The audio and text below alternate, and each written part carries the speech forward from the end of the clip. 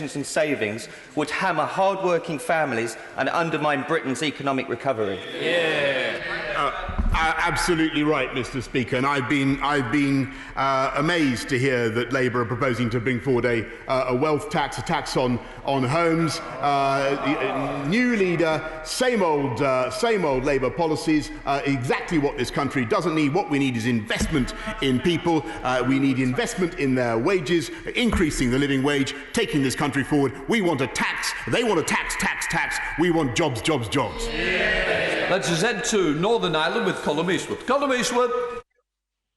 Thank you, Mr. Speaker. Given the devastating impact of Brexit on my constituency and the decades of underinvestment and neglect by successive British governments, will the Prime Minister agree to work with the Northern Ireland Executive to ensure a free port area is developed in Derry to try to address that long-term economic imbalance? And will he agree to meet with me and a delegation from the city to progress this project? I note the paradox, Mr. Speaker, that the honourable gentleman wants a free port in Londonderry, which is something that can only be achieved by Brexit, by the way. But I'm more than happy to study the plans that he proposes, and we'll see what we can do to take it forward. Sir Geoffrey Clifton-Brown. Mr. Speaker, the coronavirus has hit young people in work and those about to enter the jobs market particularly hard. Would my right honourable friend therefore continue to build on his excellent package of announcements so far so that our young people have hope and encouragement for the very best prospects to the start of their working life? Absolutely, Mr. Speaker. I thank my right honourable friend. We want young people to have the self-confidence and the experience of work to keep learning on the job and to get the jobs that they need. And if you'll wait just a few minutes, he'll be hearing rather more from my right honourable friend, the Chancellor, about that very matter. Let us return to Scotland and drop in on Angela Crawley. Angela Crawley. Thank you, Mr. Speaker. Hundreds of my constituents have been excluded from the furlough scheme or support for self-employed due to gaps in the legislation. Barriers to this support include real-time information cut-off dates and the 50% cap on non-trading income. The government's solution to these constituents is to take out loans, which for many is untenable and will lead to unemployment and bankruptcy. Will the Prime Minister commit to widening access to these schemes for the many people left behind? Mr. Speaker, I would just tell the honourable lady that there are in fact 12,000 people who've taken advantage of the furlough scheme in her constituency, getting 80% of their income, up to £2,500 a month. It's a massive scheme. And in addition, for those that she rightly identifies who may have had difficulties accessing furlough, we've also massively increased universal credit up by £1,040 for families across the country, in addition to a panoply of other loans and grants that we have made. Nick Fletcher. Thank you, Mr. Speaker. I'm sure the Prime Minister will join me in thanking Richard Parker, the CEO of Doncaster and Bassett Law Trust Hospital, and his staff for all their hard work during the COVID pandemic. Yet does the Prime Minister agree with me that Doncaster needs a new hospital? And does he also believe that by building a new hospital in the town, the government will send a clear message to the people of Don Valley that it is committed to levelling up the north?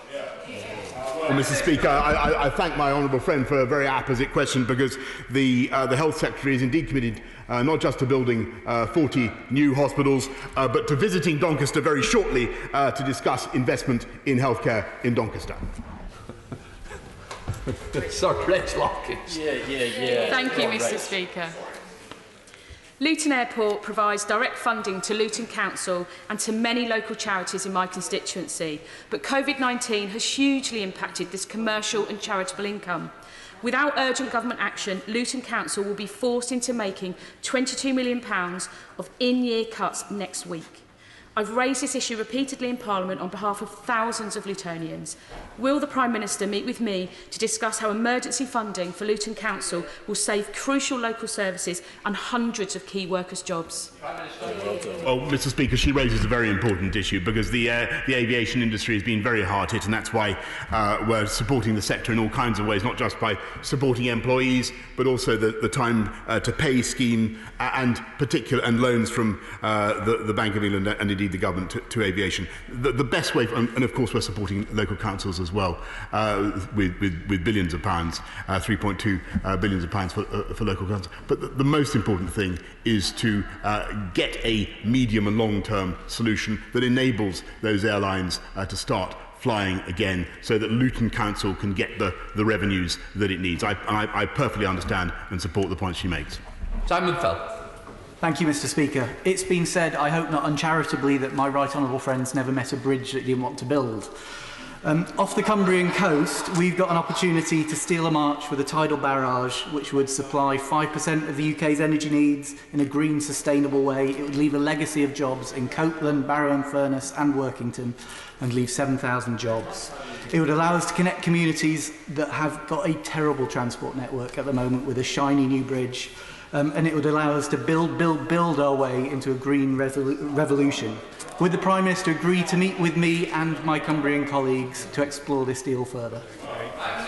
Well, I'm very grateful to my honourable friend for bringing that attractive idea to my attention. I know that several projects are being considered along the Cumbrian coast, and I'd advise him first to get in touch with my right honourable friend, the Secretary of State for Business, Energy and Industrial Strategy to see what he can do to take it forward, and I will give what support I can. Alex Norris. Thank you, Mr. Speaker. Yesterday, after a delay of over a year, the government published their response to their call for evidence regarding violence and abuse against shop workers. In that period of time, there have been 150,000 such incidents. It's completely unacceptable. There's a lot of very good things in the government's response, but it is disappointing that they've stopped short of a change in the law. Mr. Speaker, will the Prime Minister make a commitment that if his plans don't reduce the 400 plus incidents every day within 6 months, he will support legislative change? Mr. Speaker, I think we should have absolutely zero tolerance for violence or aggression to people who work in shops, just as we have zero tolerance for people who are aggressive towards those who work in our public services, and we will do everything we can to ensure that is the case. Stephen Hammond. Thank you, Mr. Speaker. There was a welcome relaxation of lockdown rules on Saturday, but some sectors such as health and beauty, performing arts, language schools, events providers and wedding industry are still not able to open.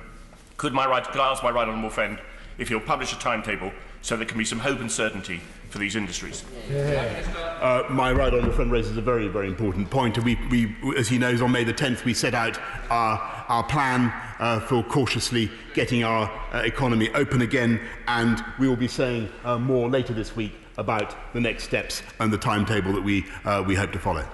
Heading to Bedford to drop in on Mohammed Yassin. Mohammed Yassin. Thank you very much, Mr. Speaker. A care home owner in my constituency was told if they refuse to accept the return from a hospital of a COVID-positive patient, they would be discharged to an unfamiliar home. The procedure the owner was obliged to follow was this government's. So rather than point the finger at care workers for his failures, will the Prime Minister do the right thing, apologize and pay tribute to the professionalism of the care home owners, managers and staff in Bedford who went above and beyond this government guidelines to save lives? Minister. Mr. Speaker, I thank the honourable gentleman and I renew the points that I made earlier on, the tribute I pay to care home workers. The particular case that he raises is important and troubling, so if he would be kind enough to write to me with details setting out exactly what happened, I will be very happy to reply. Thank you, Mr. Speaker. We've seen the most amazing upsurge in community spirit in this country, with hundreds of, thousands and millions of people coming together to support their neighbours. Does my right honourable friend agree that we need to sustain this community spirit into the future, and that means supporting the social infrastructure of local places like libraries and youth clubs and community businesses, and it also means Whitehall giving away power so that finally local communities can take back control?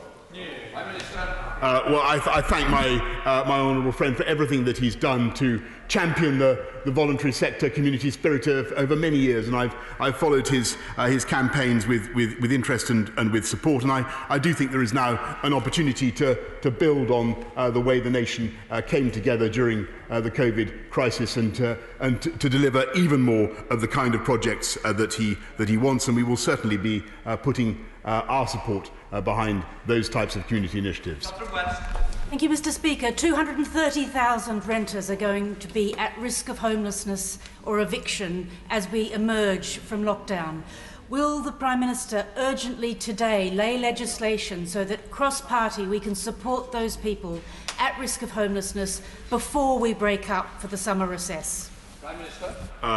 Well, I'm grateful to the honourable lady, and she's right to draw attention to one of the most remarkable features of the COVID crisis, which was the way the country and the government were able to help thousands and thousands of homeless people to find accommodation. And we saw in other countries where they were less fortunate, there were, I'm afraid, serious epidemics amongst the homeless. Thankfully, we have so far avoided that.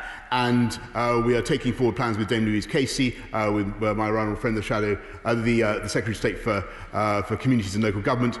We are taking forward plans to ensure that the 15,000 do not just come back onto the streets, but we do everything we can to stamp out homelessness in this country. Thank you, Mr. Speaker. The Queen Elizabeth Hospital in Kings Lynn serves over 300,000 people across Norfolk, Cambridgeshire and Lincolnshire.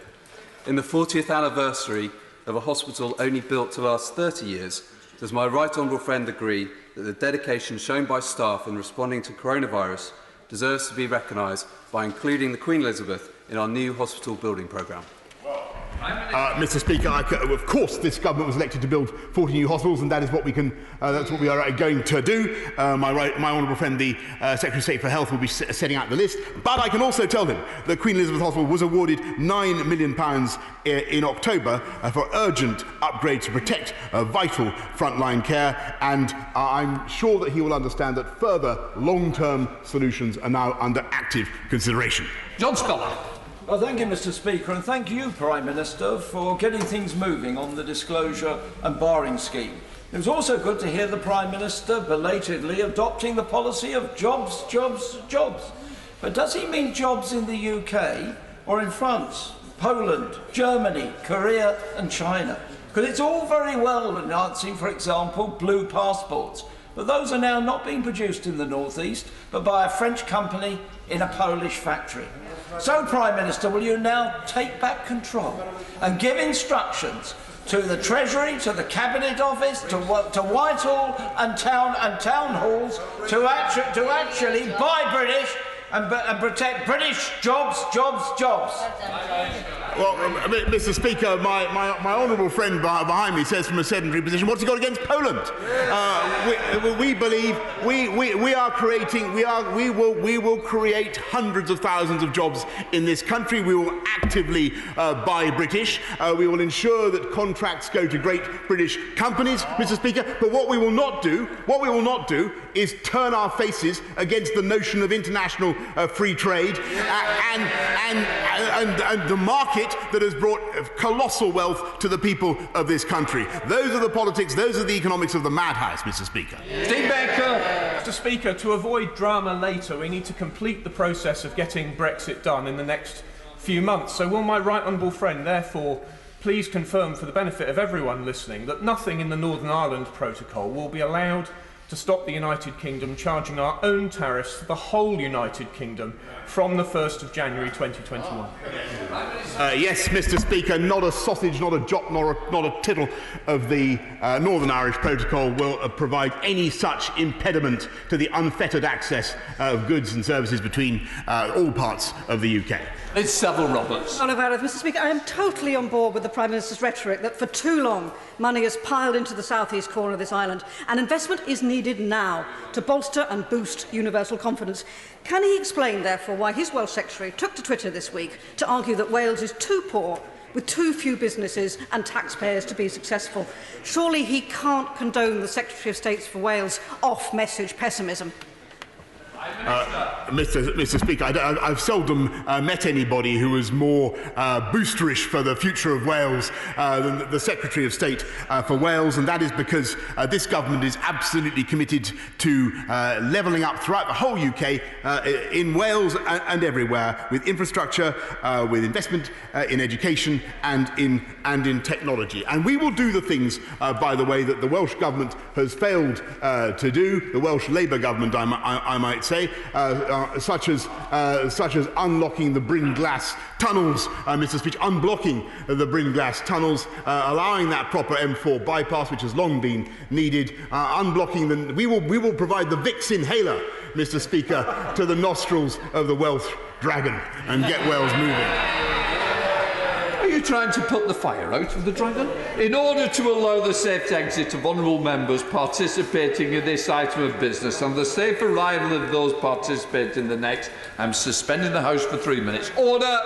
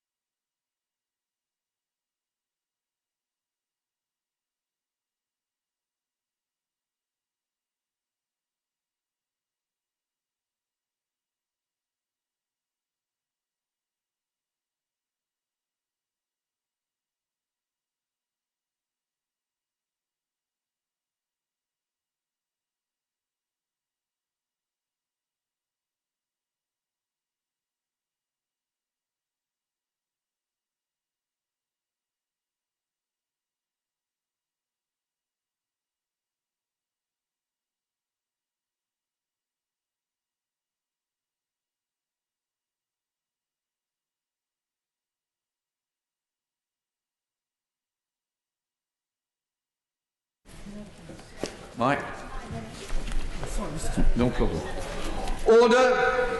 I call the Chancellor of the Exchequer to make a statement. Chancellor of the Exchequer. Mr. Speaker, I stood here in March saying I knew people were worried, and I know they're worried still. We have taken decisive action to protect our economy, but people are anxious about losing their job, about unemployment rising. We're not just going to accept this. People need to know we will do all we can to give everyone the opportunity of good and secure work. People need to know that although hardship lies ahead, no one will be left without hope. So today we act with a plan for jobs. Our plan has a clear goal: to protect, support, and create jobs. It will give businesses the confidence to retain and hire, to create jobs in every part of our country, to give young people a better start, to give people everywhere the opportunity of a fresh start. Where problems emerge, we will confront them. Where support is justified, we will provide it. Where challenges arise, we will overcome them. We entered this crisis unencumbered by dogma, and we continue in this spirit, driven always by the simple desire to do what is right. Mr. Speaker, before I turn to our plan for jobs, let me first outline the nature of the challenge. Our economic response to coronavirus is moving through 3 phases. In the first phase, beginning in March, the government announced social distancing measures and ordered businesses to close, halting the spread of the disease.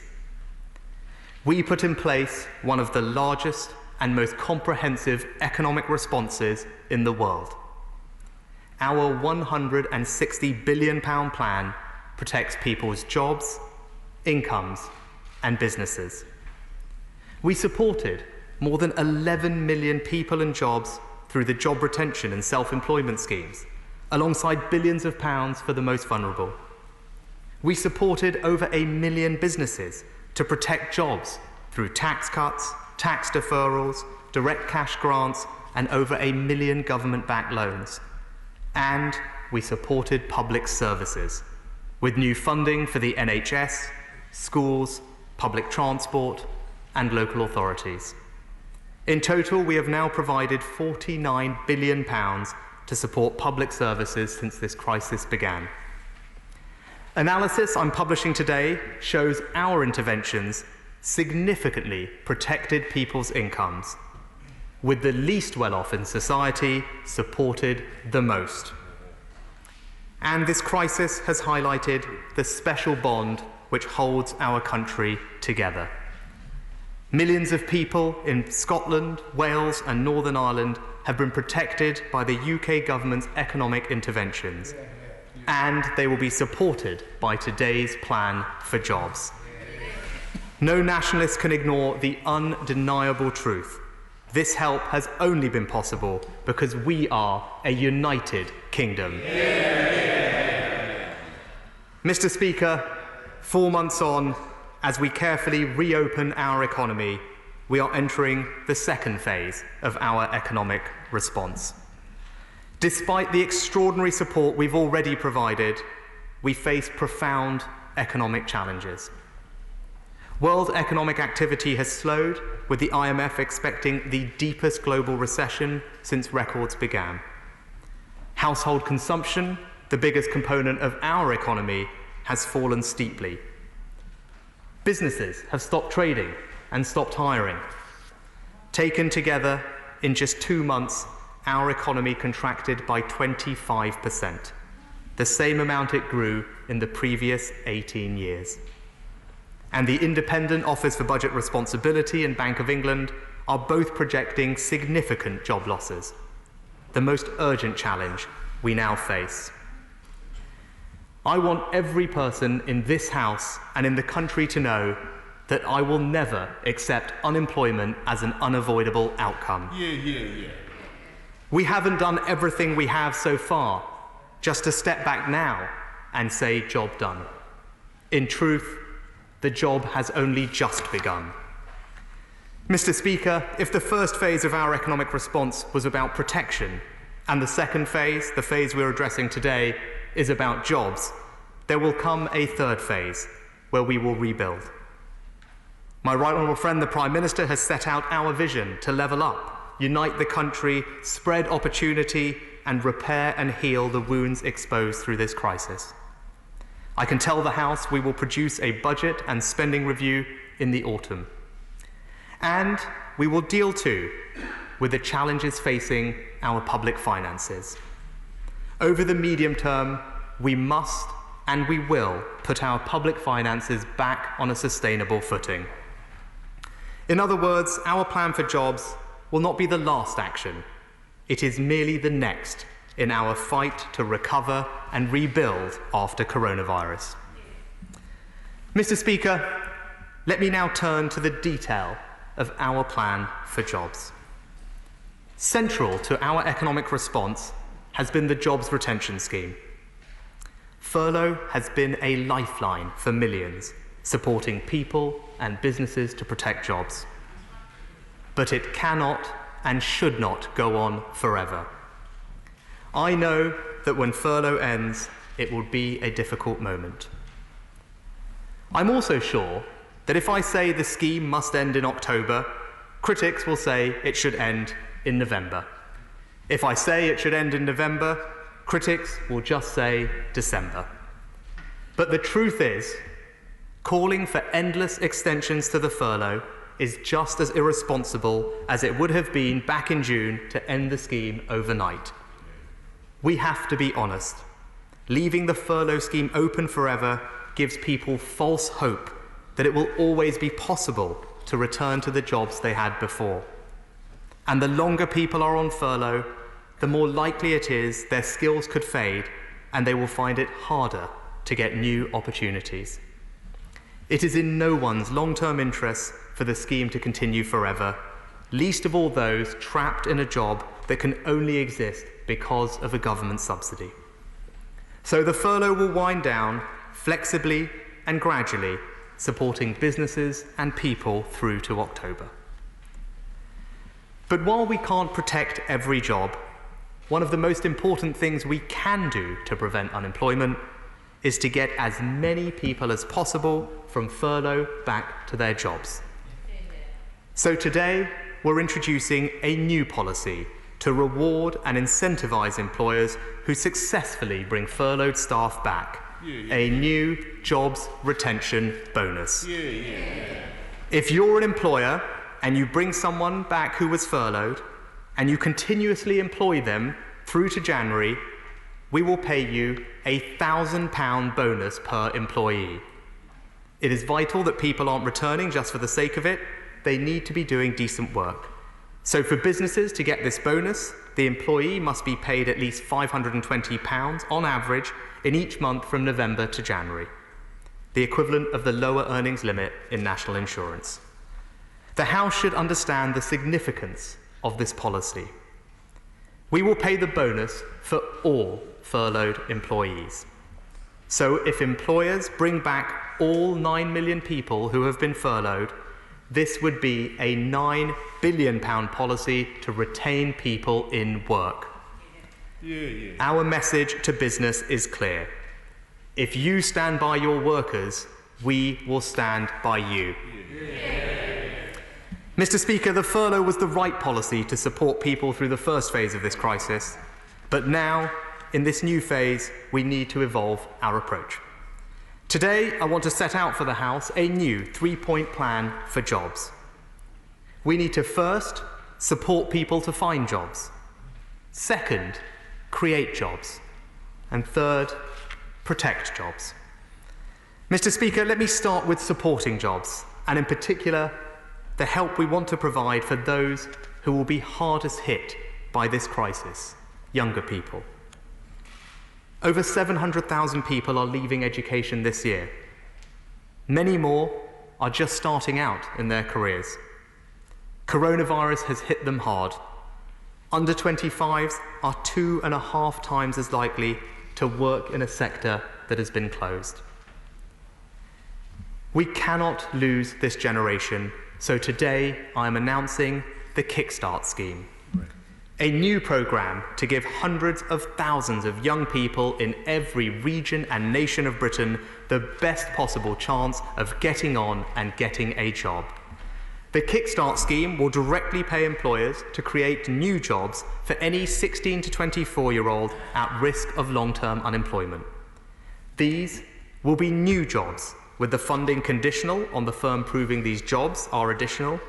These will be decent jobs, with a minimum of 25 hours per week paid at least the national minimum wage, and they will be good quality jobs, with employers providing Kickstarters with training and support to find a permanent job. If employers meet these conditions, we will pay young people's wages for 6 months plus an amount to cover overheads. That means for a 24-year-old, the grant will be around £6,500. Employers can apply to be part of the scheme from next month, with the first Kickstarters in their new jobs this autumn. And I urge every employer, big or small, national or local, to hire as many Kickstarters as possible. Today, I'm making available an initial £2 billion, enough to fund hundreds of thousands of jobs. And I commit today there will be no cap on the number of places available. Yeah. We can do more for young people. Traineeships are a proven scheme to get young people ready for work. We know they work, so for the first time ever, we will pay employers £1,000 to take on new trainees, with triple the number of places. To support 18 to 19-year-olds leaving school or college to find work in high-demand sectors like engineering, construction and social care, we'll provide £100 million to create more places on level 2 and 3 courses.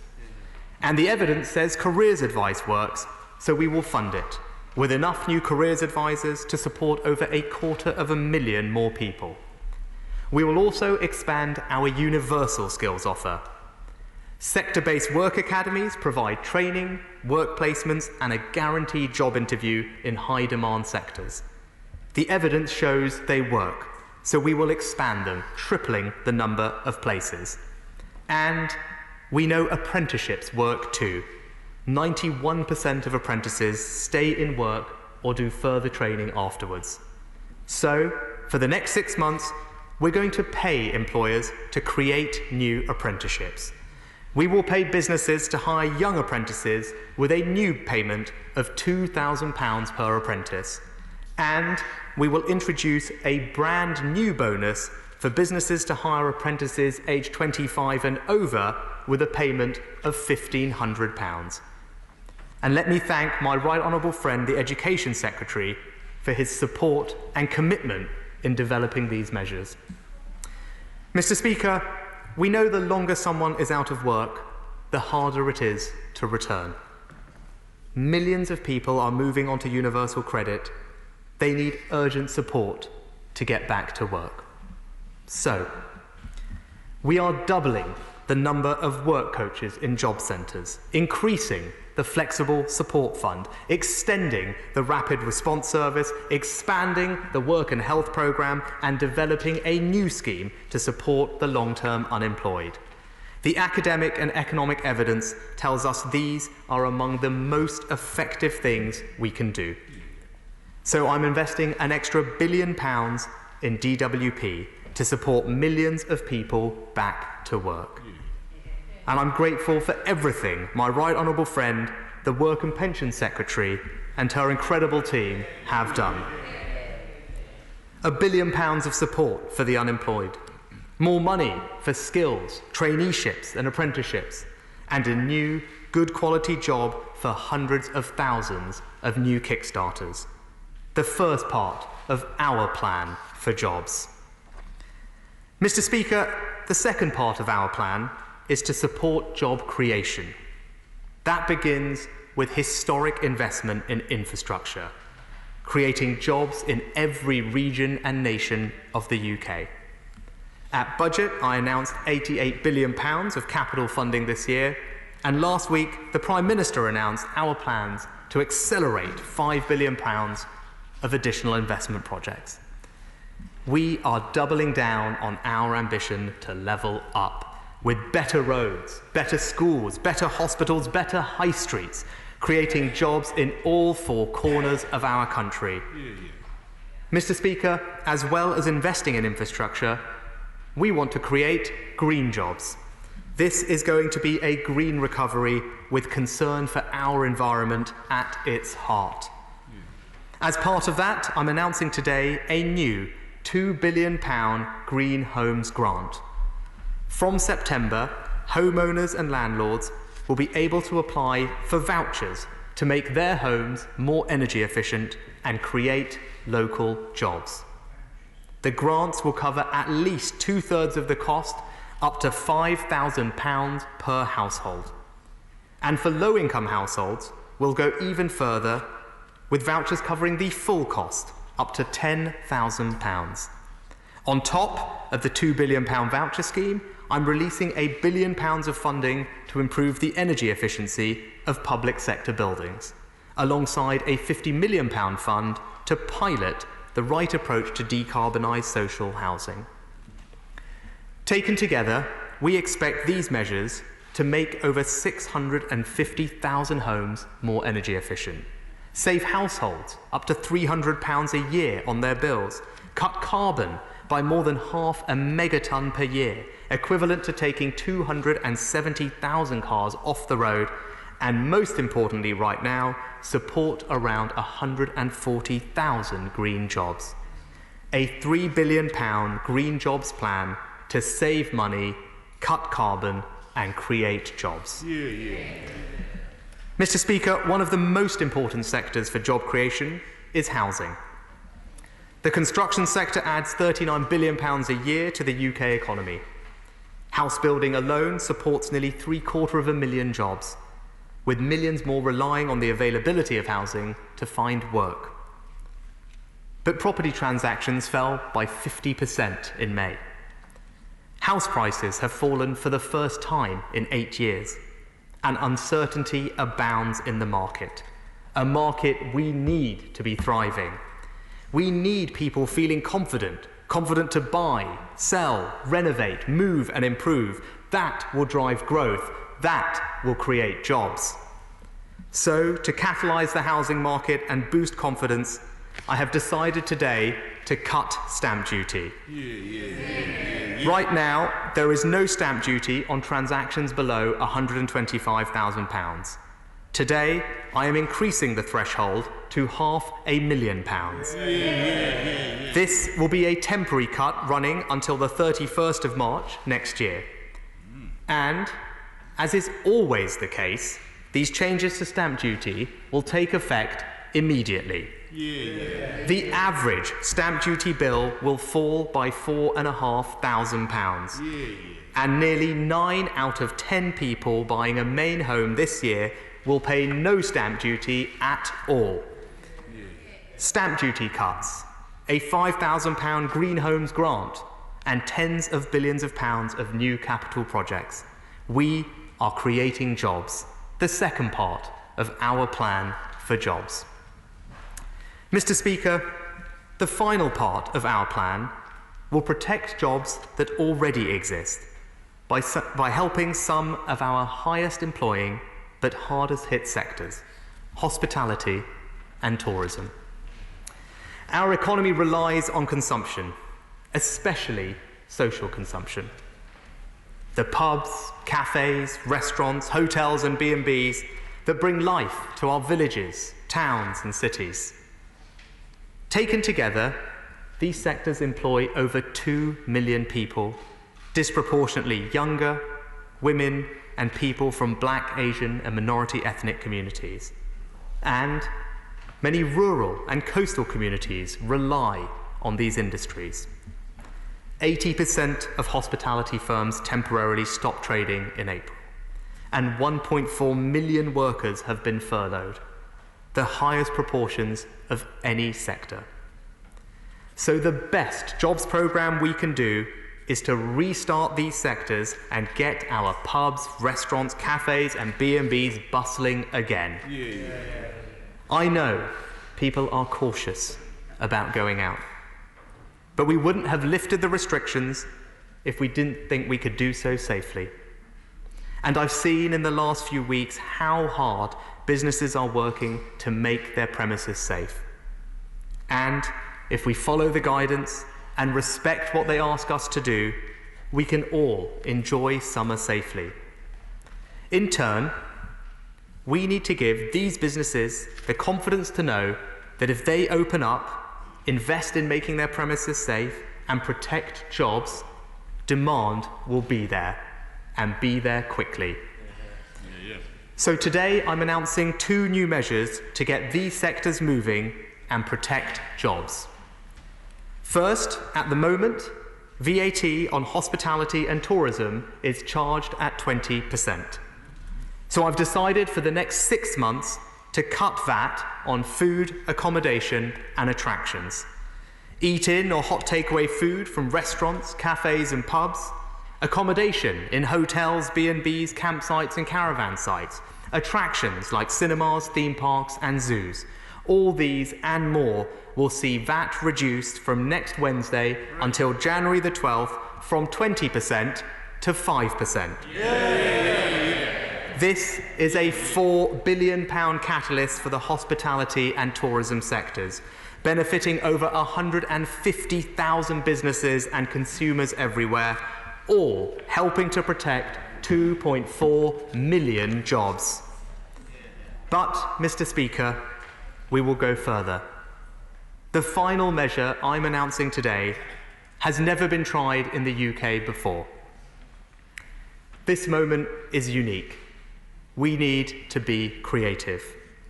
So, to get customers back into restaurants, cafes and pubs and protect the 1.8 million people who work in them, I can announce today that for the month of August, we will give everyone in the country an Eat Out to Help Out discount. Meals eaten at any participating business, Monday to Wednesday, will be 50% off up to a maximum discount of £10 per head for everyone, including children. Businesses will need to register and can do so through a simple website open next Monday. Each week in August, businesses can then claim the money back with the funds in their bank account within 5 working days. 1.8 million people work in this industry. They need our support. And with this measure, we can all eat out to help out. A VAT cut to 5% and a first of its kind government-backed discount for all.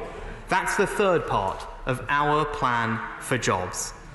So, Mr. Speaker, £1,000 jobs retention bonus. New, high-quality jobs for hundreds of thousands of young kickstarters.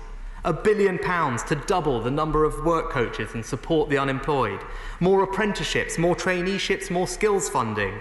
Billions of pounds for new job creation projects across the country. A £3 billion plan to support 140,000 green jobs. And in this vital period, as we get going again, VAT cut, stamp duty cut, meals out cut. Mr. Speaker, all part of our plan for jobs worth up to £30 billion. Mr. Speaker, governments, much less people, rarely get to choose the moments that define them. What choice there is comes in how we respond. For me, this has never just been a question of economics, but of values. I believe in the nobility of work. I believe in the inspiring power of opportunity. I believe in the British people's fortitude and endurance. And it is that value, endurance, more than any other, we need to embody now. A patience to live with the uncertainty of the moment, to find that new balance between safety and normality. We will not be defined by this crisis, but by our response to it.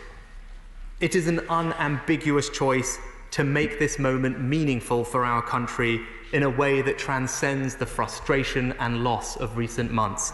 It is a plan to turn our national recovery into millions of stories of personal renewal. Mr. Speaker, it is our plan for jobs, and I commend it to this House.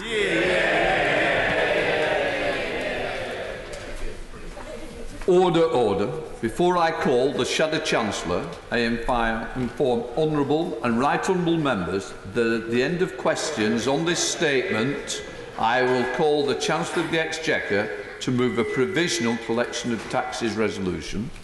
Copies of the resolution are available in the vote office. I now call the Shadow Chancellor and Alicia Dodds.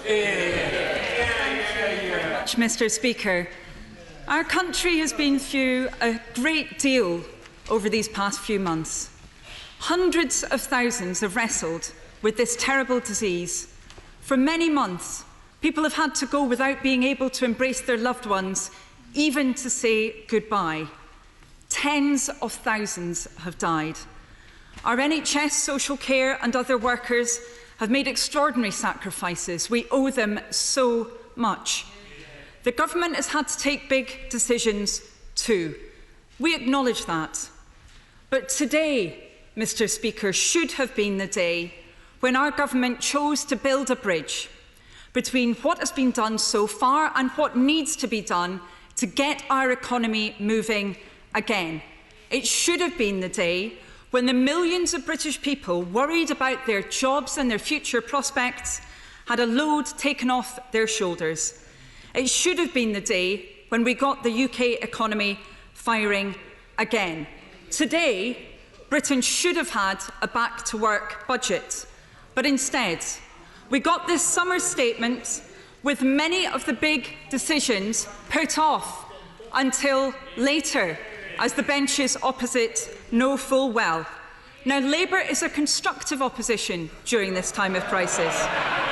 We won't criticise for criticism's sake, but when the government falls short, we will speak up. And the blunt truth is, we have one of the highest death rates in the world and among the deepest economic damage in the industrialised world from coronavirus. So the very first thing the Chancellor must do is prevent additional economic damage due to the slow public health response of his government. As we've seen throughout this crisis, the failure to match soaring rhetoric with meaningful action has consequences for people across our country. Despite all its talk, the government has failed to create a fully functioning test, track and isolate system. This has damaged public confidence and, in turn, harmed consumer demand. Despite all its talk, the government has failed to produce a clear system for local lockdowns. The lack of timely information sharing has led, as we all know, to the imposition of an additional wide-scale lockdown in Leicester. The government's contracts with outsourcing firms amount to almost £3 billion, but we still haven't got test, track and isolate working properly in the UK, like it is in many other countries, and government still hasn't got a grip on the low value and limited scope of sick pay, risking people's ability to self-isolate. Fear is corrosive. Fear is hurting our economy. Government has got to get this right. Now, of course, we welcome the government's announcement today of targeted VAT cuts on hospitality and tourism and of vouchers to be used in restaurants. Local businesses desperately need that support, and so many low and middle income people in particular really need help right now. That's why we've repeatedly called for social security to better meet their needs and prevent people risking losing their homes. If delivered properly, these measures should help. But the Chancellor himself said, when interviewed on the Andrew Marr show, that the best the government can do to boost demand is to give consumers and workers the confidence and psychological security that they can go out to work, to shop and to socialise in safety. So please, Chancellor, work with your colleagues so our public health response catches up with that operating in other countries. And Mr. Speaker, the Prime Minister said, "What have I been doing about that?" My party has been repeatedly suggesting solutions to the public health problems facing our country, and we need to adopt them in the UK before this crisis becomes even more severe. Now, government must act not just to deal with unemployment as a symptom, but also with its cause. Research reported this week in The Telegraph indicates that British workers have already been the biggest casualty in the global jobs cut. It showed that while jobs markets in many other countries have already fully recovered, in Britain it could take comparatively much longer for vacancy levels to return to normal. The levels of unemployment this country saw in the past were not just an economic waste. They ruined lives. We're seeing the same impacts again, the same devastated high streets and communities robbed of their pride and purpose. Now, when it comes to the re-employment bonus announced by the Chancellor, of course this is necessary, not least because his government refused to put conditions on the use of those funds related to employment. But I would ask him, first of all, how can he ensure that that money will not just go to those employers who were already planning to bring people back into work? And secondly, what will he do? What will he do for those firms that lack the cash flow to be able to operate, even with that bonus? And related to this, the Chancellor still needs to abandon his one-size-fits-all approach to withdrawing the job retention and self-employed schemes. No one is saying those schemes should stay as they are indefinitely. We have never said that on this side of the House. But we have said that the money spent on the job retention scheme must not serve merely to postpone unemployment. The scheme must live up to its name, supporting employment in industries that are viable in the long term. And we need a strategy for the scheme to become more flexible so it can support those businesses forced to close again because of additional localised lockdowns. There's still time to avoid additional floods of redundancy notices. It's the government's duty to help Britain through this and stop employment at mass levels again. We need action to ensure the support needed for key sectors of our economy, for our SMEs and our manufacturers. And while, of course, we welcome the long overdue arts and culture package, we still haven't heard the government's plans for other sectors. Many of us expected to hear them today, but we haven't. The Operation Birch process has been slow, tortuous and opaque. Large parts of industrial Britain need help to get through this, to keep their employees in jobs and keep their suppliers in jobs.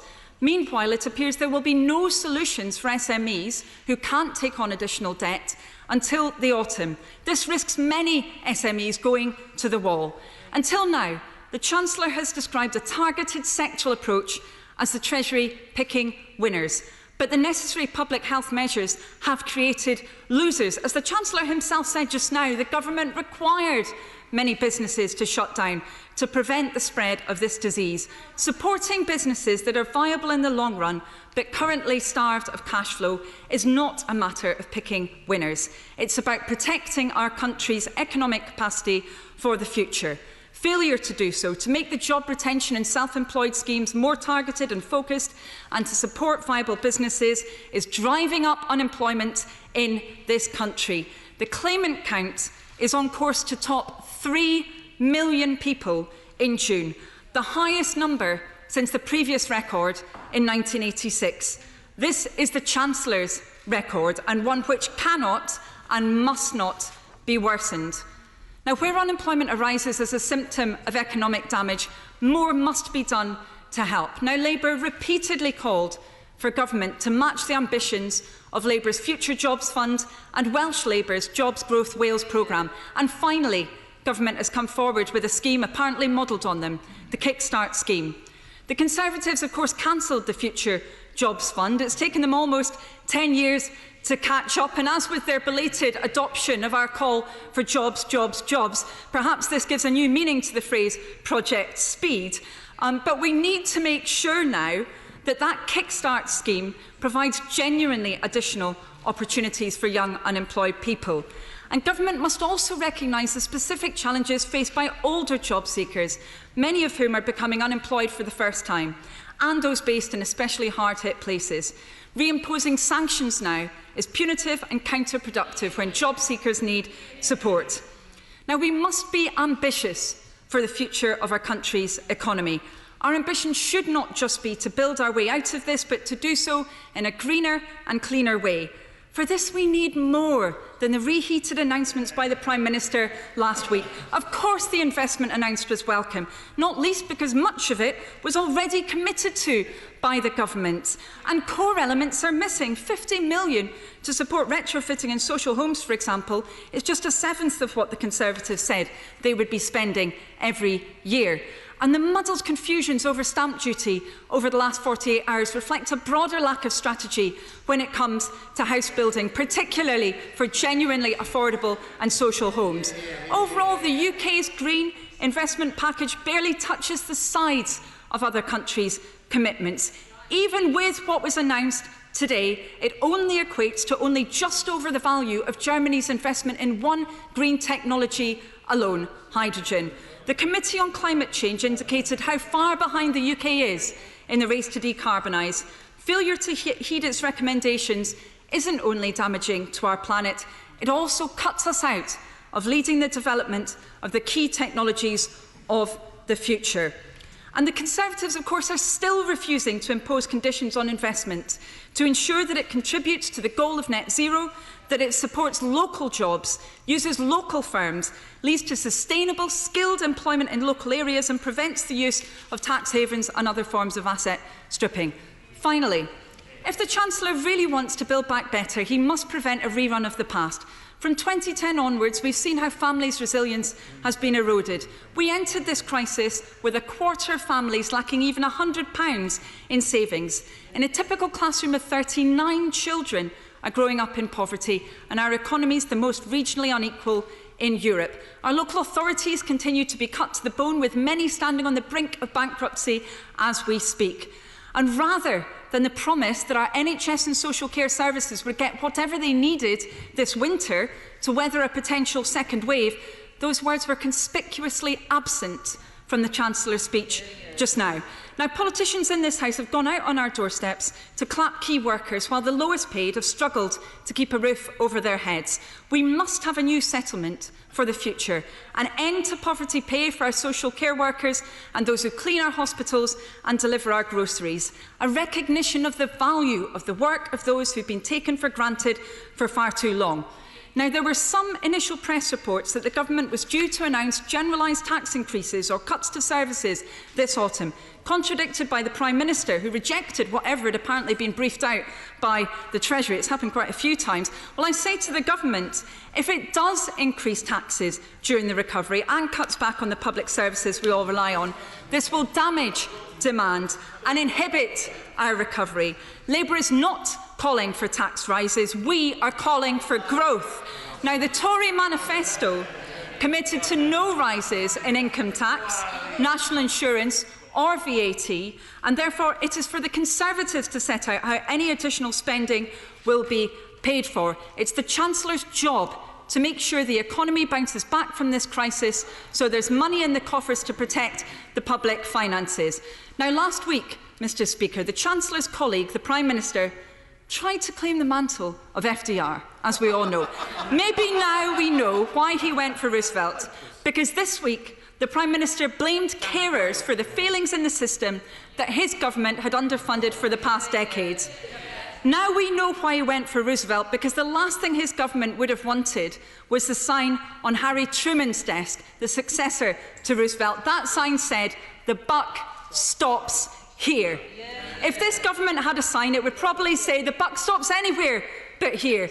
But it can't escape its responsibilities. To govern is to choose to finally sort out test track and isolate, to prevent unnecessary additional unemployment and to build the green jobs of the future. This is a moment when our country needs its government to help Britain through. Chancellor of the Exchequer. Mr. Speaker, I thank the honourable member opposite for that contribution. Throughout this crisis, she and I have spoken, and where possible, I have tried to find common ground for our measures with as broad a coalition as possible, including with members of the opposition. I do feel it is necessary, however, to reiterate just a few points. The Honourable Lady talked about vulnerable people. Well, as I said, the analysis published today shows that our interventions have helped the poorest in our society the most. Those are the values of this Conservative government. We will make sure no one is left behind during this time of national crisis, and we will ensure that those who are most vulnerable get the support and protection they deserve. She also talked about jobs and the difference in different countries' reactions to the labour market. She is right. Our economy is more reliant on consumption than other economies. It is also more reliant on social consumption than other economies. That is why the acute difficulty of social distancing and the shutdowns have affected our economy more than others. And that is why, to help protect those 2 million jobs in the 150,000 business in those sectors, people who are on average lower paid, women, BME communities, rural and coastal communities, that is why we have put in place what I believe to be bold and decisive measures to help protect employment in those sectors. She talked about conditionality on funds that we've provided. And here, Mr. Speaker, she has to choose. It can't be that you can develop significant interventions to provide liquidity and cash support to businesses at scale and at speed, whilst at the same time having an incredibly targeted approach, imposing conditions on individual businesses. You have to choose one or the other. We unashamedly chose the former. The speed of what was happening to our economy, the scale that it was happening, demanded an approach that required us to take a broad-brushed approach, and that was the way we could get help to as many people as possible, as quickly as possible. Absolutely right. But where individual businesses come to the taxpayer and require bespoke support, then it is right that we impose conditions on those businesses. And I have been very clear that that's what I would do, and indeed, that is what we have done. Without going into the details, as that would be inappropriate, such interventions will come with conditions. Conditions around executive pay, protecting employment, climate change obligations, how supply chain and small businesses are treated, and obligations around tax. Those are all commitments and conditions that the taxpayer would expect us to do in those situations, and that is what we have done in the one instance where the support has been provided thus far, and is what we will do for any future support. She talked about a green recovery. This government is proud of its record on our environment. She talks about Germany. She talks about other countries. Mr. Speaker, when I stood here in March, we outlined one of the most ambitious and far-reaching investment programs in our environment and in tackling net zero from any government this country has seen. Carbon capture and storage, the Nature for Climate Fund, investing to further the support for electric vehicles, new charging stations, tackling air quality, taxes on polluters. Those are all measures we have already taken. I'm glad other countries are catching up. We have decarbonised faster than almost every other European country. It is a record on this side of the House we are proud of. The measures we've announced today represent some of the most far-reaching measures any country has taken to tackle energy efficiency. They will provide thousands of pounds of grants for homeowners up and down the country to create local jobs and ensure that we can reduce carbon emissions from our housing stock, which today account for almost a fifth of all our emissions. This is something that the Committee on Climate Change has said we must address. In our manifesto, we committed to addressing it. And rather than waiting to get started, rather than the 5-year plan outlined in our manifesto, we are getting on with it today. Mr. Speaker, the Honourable Lady spoke about furlough. And here again, I make no apology for the fact that we must and should wind down this scheme. I'm glad that today the OECD have made clear that they also believe wage support schemes must be carefully wound down in order to get people back to work, to protect jobs and return to growth. And I see the Honourable Lady opposite has moved around on this issue. She herself said at the end of May that a targeted approach would, in her words, pose challenges and force hard choices. I haven't heard from the Honourable Lady how she would solve those challenges and hard choices, but we remain committed to protecting people in their jobs. We understand that those businesses who have had to furlough employees have been through a difficult time, which is why today we outlined a £9 billion policy, the job retention bonus, to support workers and to support businesses who bring those furloughed workers back. And lastly, she talked about the Future Jobs Fund. Mr. Speaker, I am guided by the evidence. Parts of that scheme did work well, and I am not dogmatic. I will do what works. But there are major differences to the Kickstarter scheme. The Kickstarter scheme will be bigger. It will be helping more young people. It will be broader, involving the private sector, and it will be better value for the taxpayer, ensuring less money is spent on administration fees and more money in the pockets of young people working. Mr. Speaker, we have questions from the member opposite. We have opinions from the member opposite. Last week, we even had tests from the member opposite. The one thing we don't have from the member opposite is a plan. I closed my statement by saying this government was making an unambiguous choice to make this moment meaningful for our country. Now, the party opposite must choose.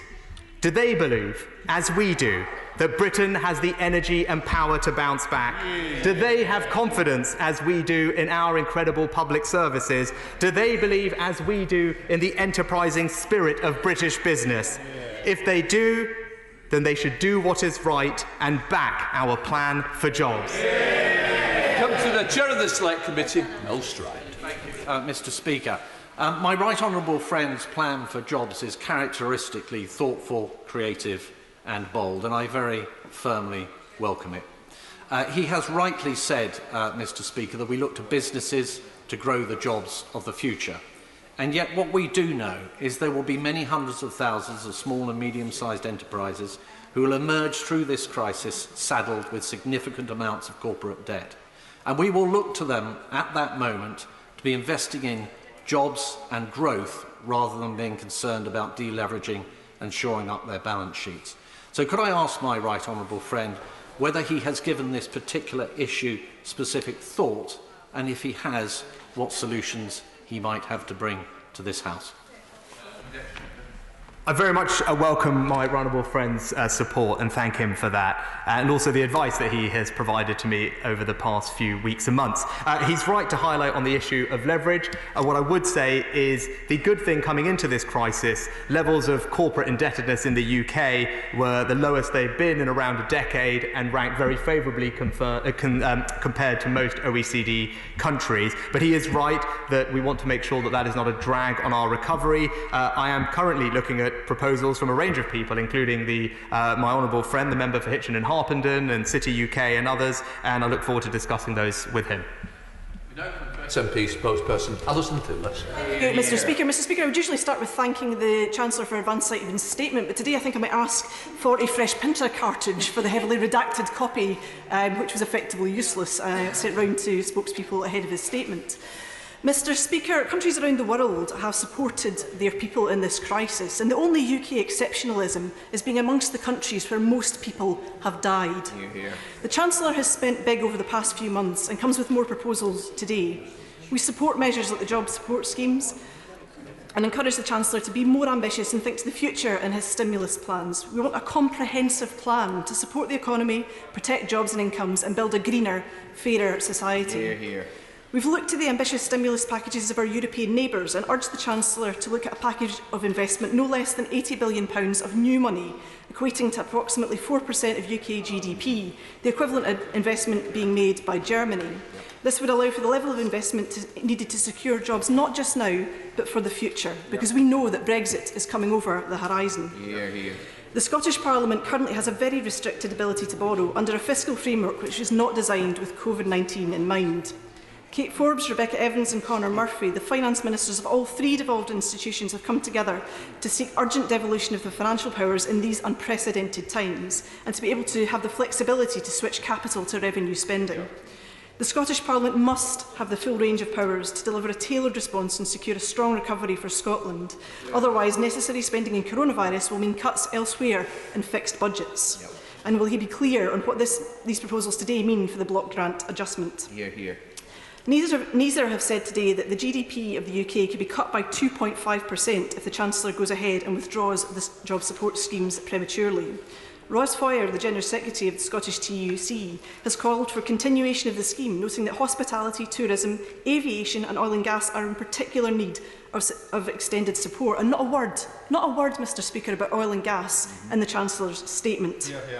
Those shielding and with caring responsibilities will also need ongoing support.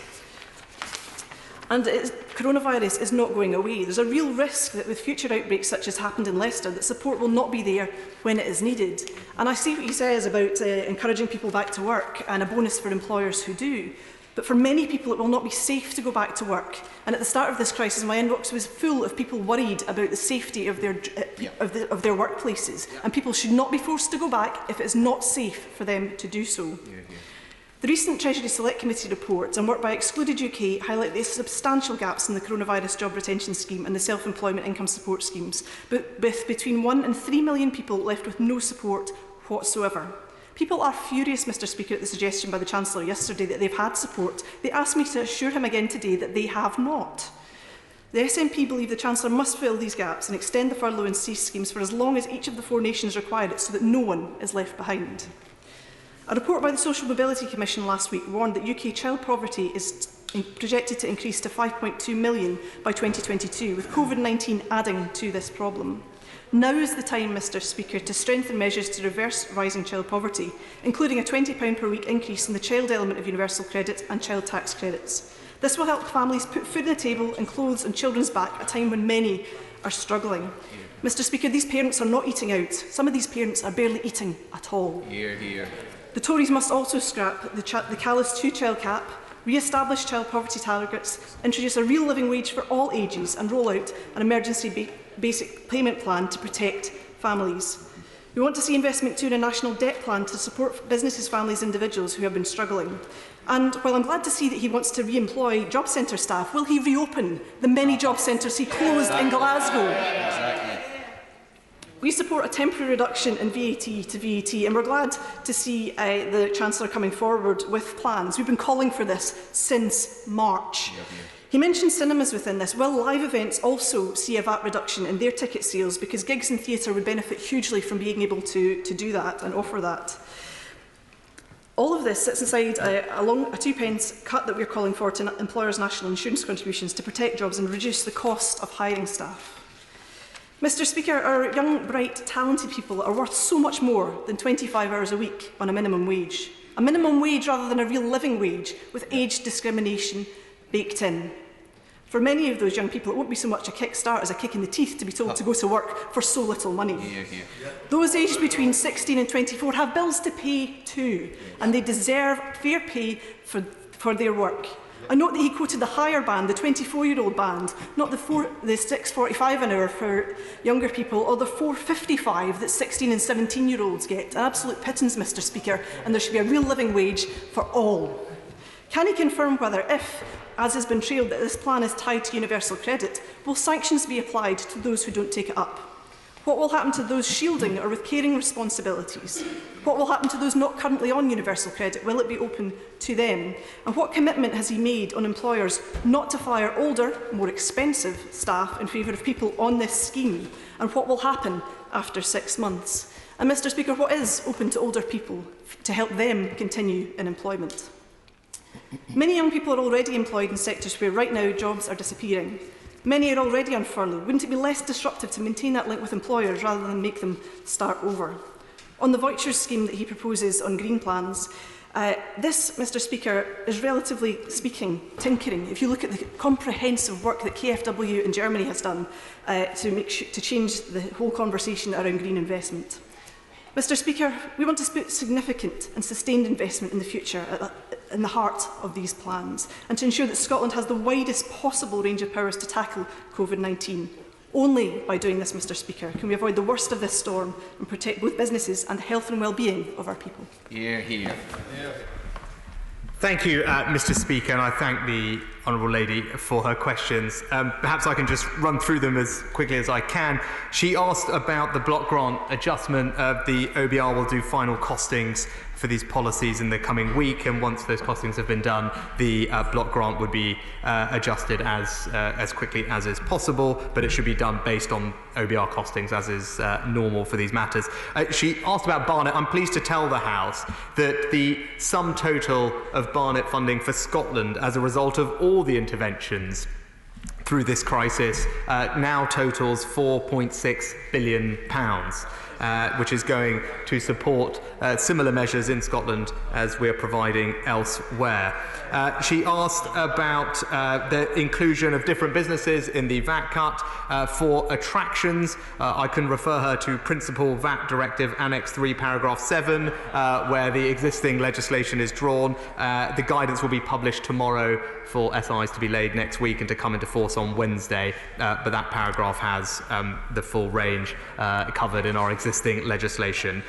In terms of investment, it is right. It is absolutely important that we do invest in our future. It's something that matters very keenly both to me but indeed also to the Prime Minister, and which is why in the budget we delivered on the Prime Minister's ambitions to level up in every part of this country with investment plans that tripled the amount of investment in our country from the last 4 decades. It is a significant commitment of our level of ambition and support for every part of this United Kingdom, building the prosperity for the future by having an investment revolution, and she can be reassured we remain absolutely committed to that goal.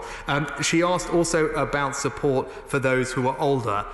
What I can say to her is for the, not quite the first time, but the only other time we did it was very time-limited time as well, we are introducing a payment to businesses to take on apprentices over the age of 25, £1,500 per apprentice taken on. That is for the simple reason that whilst most people think of apprentices as young people, 44% or so of new apprentice starts are actually over the age of 25, and it's important that we provide that financial incentive at this time of economic distress to try and create as many new apprenticeships as possible, including for those who are older, who will also benefit, of course, from all our other universal skills interventions that my right honourable friend, the Pension Secretary and Education Secretary, will take forward.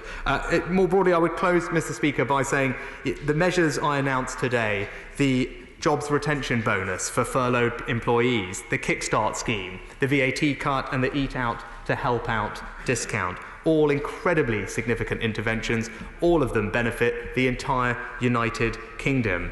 And it is important to note, as I've heard from the Honourable Lady and other members of her party, how important tourism is to the Scottish economy. It's something my Scottish colleagues have made very clear to me. Rural communities, especially coastal communities, they disproportionately play an important part in the Scottish economy. These measures, Eat Out to Help Out and the VAT reduction for these economies, will be absolutely vital in driving the growth of Scotland going forward. And again, a reminder to everyone, we are stronger together, one United Kingdom. Peter Bottomley. Mr. Speaker, can I welcome the positive approach the Chancellor and the Government are taking? I think that if we were to ask, many MPs won't be able to ask questions now, would want to share with me the view that we should be green, red and blue. Green in having economically and environmentally sustainable ways of getting the economy to come back. Red to watch out for things we should not be doing, and blue as a way of being colourblind and trying to make sure that whether in the coast or in the countryside or in the cities, people get the opportunities. I hope that the Chancellor will actually pay attention to what the Honourable Lady for the SNP said about the excluded. The new all-party group is very concerned about those who have not been caught up by some of the support schemes. They need help, and I hope the Chancellor will find some way of bringing them forward as well. If I can just use one example of the red, what not to do, I'm putting down an early day motion, a prayer, against a statutory instrument, 2020-632, which goes under the name of Town and Country Planning, Permitted Development, Miscellaneous Amendments, England, Coronavirus Regulations. That allows 2 stories to be built on blocks of flats between 1948 and 2018. I don't have a personal interest in this, by the way. And potentially, this will wreck the lives of leaseholders who want to get their freehold put the price up so that people like Vincent Cengiz can go stuffing his pockets again at the risk of the pockets of expensive leaseholders. And I ask my honourable friend to look at this and say, can there be a better housing advisor in number 10 and in Ministry of Housing to make sure they don't get things wrong again? Thank you, Mr. Speaker. I'm grateful to my honourable friend's support, and I'm very happy to talk to him about the matter that he raised. But also, I do agree with him, and he is something he has championed for a long time. This must be a green recovery, and it will be a green recovery. David. Can I thank the Chancellor for the positive measures he has announced, but why was there absolutely nothing serious for the self-employed? And, Mr. Speaker, with unemployment rocketing perhaps up to 3 million, and with the climate emergency already hitting us, why is the Chancellor's ambition for a green recovery so small? Surely, Mr. Speaker, we need far more green jobs now and in the future. Why isn't it being as radical as European countries like Germany and France with a massive green fiscal stimulus for the technologies and industries of the future? And even his own home insulation plan, surely, Mr. Speaker, it should be 3 times as big, lasting 5 years to get the real investment in our homes to decarbonise and get the green jobs for our young people and for every community across our country. Mr. Speaker, the honourable member asks about the self-employed. He will know that our self-employment scheme is, without doubt, one of the most comprehensive and generous, if not the most comprehensive and generous, anywhere in the world. That is considerable support that's already been provided. Also, those in the construction centre, 40% of them are self-employed. Many of the people installing the new energy efficiency measures will be in that category and will benefit for that increased demand for their services, something I'm delighted will happen. And lastly, he talks about Germany, as do other members. It's important to remember that Germany's plan is a plan with unspecified dates stretching over 5 years, this €50 billion. We unveiled in March a £640 billion investment plan for the next 5 years. Javed? Can I, Mr. Speaker, commend my right honourable friend's statement and the actions that he has taken to ensure that we get the strongest possible recovery as we can. And he's been absolutely right thus far to spend what it takes, something he set out very clearly back in March. But I know that he will be acutely aware that interest rates will not stay low forever, and eventually we will need to bring back our national debt under control in order to sustain a recovery and continue to create jobs and to keep taxes low. So can I encourage my right honourable friend in his autumn budget to set out new fiscal rules with an aim of getting our national debt down as a proportion of our national income by the end of this Parliament? I thank my right honourable friend for his kind support and also his advice. And he is, of course, absolutely right. And I hope he was heartened by what he heard me say in the statement about the importance of returning in the medium term our public finances to a sustainable footing. We can and we will do exactly that. And he was right to highlight the sensitivity of our debt to interest rates, which was why he was right to introduce into our fiscal framework the notion of an interest service rule, which is something that I will look at keenly in the coming months. Tommy Wilson. Thank you, Mr. Speaker. Can I welcome the announcements which the Chancellor has made today to undo some of the economic damage caused by the actions taken to deal with the health crisis? And can I also echo the point which he has made, that these measures benefit places like Northern Ireland only because we are part of the 5th biggest economy in the world, and we have got the umbrella of the UK to protect us against these kind of economic crises. I'm sure that the hospitality industry will welcome the measures which he has announced today, albeit that they are quite time limited. I think the clothes shops might welcome it as well, because once we've eaten our way through a month's half-price meals, we might all be visiting them. But there's one sector which is important to Northern Ireland in terms of its export potential, high-value jobs, tourism importance, and connectivity with the rest of the United Kingdom, and that's the aerospace and the aviation sectors. There hasn't been anything mentioned today about those sectors, and the Chancellor has said these are the first of his steps. I hope that we will in future see, and very quickly, see some actions taken to deal with those. Thank you, Mr. Speaker. I'm very grateful for the honourable member's support. And perhaps alongside the Eat Out to Help Out, we can make progress on reopening our gyms. So at the same time, we can deal with that side of the equation. And he's absolutely right. Obviously, airlines and aviation are experiencing a very difficult period of time. I remain in close contact with the industry and indeed individual companies to understand what is happening. And if there are things that we can and should do, of course, we will. Thank you, Mr. Speaker. Many on the opposition benches would have us extend furlough indefinitely, which is simply extending false hope. Does my right honourable friend agree that bold demand-side measures like Eat Out to Help Out and the VAT cut are much better ways to protect jobs and to protect our much-loved businesses? My honourable friend is absolutely right. The OECD also agrees with her. We should not be peddling false hope to people. We should be providing for them a better future, and that is what our interventions today do. Thank you. We're now going to Boris Sherman. Boris Sherman. Barry? Can you hear me, Speaker? Yes.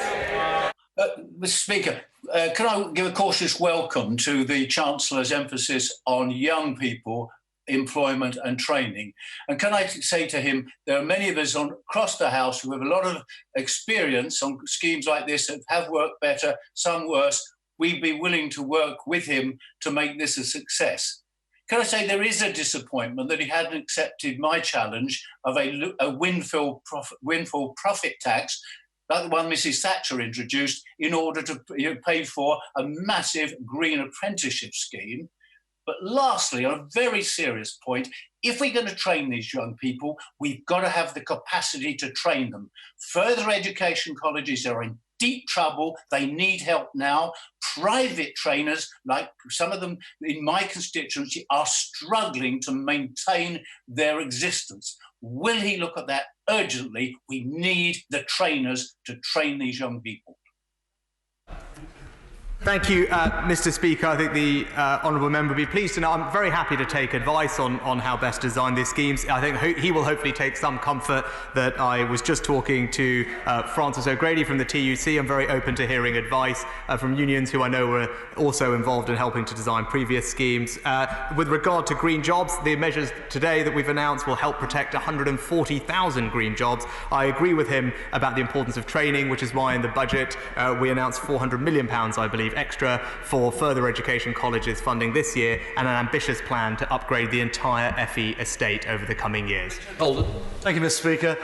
My constituents in North West Durham and across the country will welcome the massive cash boost for employers who both hire our young people and protect employees with our new job retention bonus. Does my right honourable friend agree with me that alongside the confidence and demand boost that his VAT cut and other measures delivered in this extra budget, that these measures on employment show that it is this Conservative government that is putting jobs at the heart of our recovery from the global coronavirus pandemic? Chancellor. My honourable friend is absolutely right, and I know he shares with me a passionate belief, as I said, in the nobility of work. And this plan today is about providing everyone in North West Durham and every other part of the country with the opportunity to secure good work. Let's head to the northwest with Margaret Greenwood. Margaret Greenwood. Thank you, Mr. Speaker. This week saw the first meeting of the APPG for the excluded, the estimated 3 million people who've missed out on government support and are facing real financial hardship. I note the Chancellor has avoided answering questions on this matter so far today. Now, can I explain to him the excluded includes people on zero-hour contracts, directors of small companies paying themselves through dividends, and many self-employed people. In my constituency, it's taxi drivers, joiners, beauticians, childminders, care workers, driving instructors, IT consultants, the list goes on. So will the Chancellor look again at providing support to the excluded so that they too can play their part in the recovery? Mr. Speaker, I haven't avoided answering the question. I've answered it not just today, but on every other occasion I've been at this dispatch box. We've provided comprehensive support to many millions of people, especially the self-employed, more generous and comprehensive than any other country. I have acknowledged we haven't been able to help everyone in the exact way they would like, but because of the strengthening that we've put in place of our welfare system and our universal loan schemes, everyone has been able to access some form of support. Speaker, and I thank the Right Honourable Friend for his characteristically timely and bold interventions. It will be welcomed by a lot of nervous households across the country. My constituents of Meriden are very environmentally focused and they will welcome the Green Homes Grant. Does my Right Honourable Friend agree it's not just about protecting the environment, but it's about creating jobs and it's about giving the greatest benefit to those households on the lowest incomes? My honourable friend is absolutely right. Those on the lowest incomes will receive grants of up to £10,000 to cover the full cost. But this is a policy that does all three things. It will create local employment in communities, which right now is what we want. It will save households money off their bills, up to £200 or £300 for typical cavity wall insulations, and it will also cut carbon. An average house installing these measures will save, I think, the equivalent carbon of a flight from London to New York. So this is a policy that does what we need right now. Cuts carbon, creates jobs, and saves cash. Mr. Speaker, to boost employment in Blaenau Gwent, we need to help more people get on the Ebervale train to Cardiff. But the line needs to be redoubled with improved signalling and bridging works. Now, a business plan is in the pipeline from the Welsh Government. So will the Chancellor commit to following through and please look at providing the investment for jobs that we need? In short, to do what is right for the people of the South Wales Valleys. Mr. Speaker, I'm very happy to look at the proposal from the Honourable Member, and I'm sure the Transport Secretary is fully abreast of it, and I will pick it up with him as well. Well, we come to Sir John Redmond. Excellent focus on jobs and excellent measures. So will the government now review the taxes, subsidies, public procurement and regulations in a way that could be amended so that we grow more of our own food, land and process more of our own fish, generate more of our own power and supply more of the things our health service and MOD require, because it can be better made in Britain and better made with British jobs? I thank my honourable friend for his support. He's absolutely right. Leaving the European Union provides us with a unique opportunity to re-examine all our procurement rules and many of our regulations, and I share with him a passion to ensure that as much as possible we can support our local economy for creating jobs, which has never been more vital than it is today. Stevens. Thank you, Mr. Speaker. Can I take the Chancellor back to page 14 of his statement in relation to the Department of Work and Pensions? He will know that DWP management have asked for 30,000 additional posts. So can you tell us, in relation to the doubling of work coaches, whether that is new posts or whether that is redeployment? And can you tell us a bit more about whether the job centre closure programme will be suspended as a result of his announcements today? And will he build a terms and conditions package, given that DWP have a high turnover of staff, that there will be a terms and conditions package that will be attractive? Mr. Speaker, we are investing an extra £1 billion in DWP this year, very specifically, amongst other things, to double the number of work coaches from £13,500. I'm pleased to say work has already started, recruitment is already going on, and this will be a faster pace than I think this has ever been done, but certainly faster than what happened in 08 and 09. Sir Bellinger. Can I thank my right honourable friend for his statement?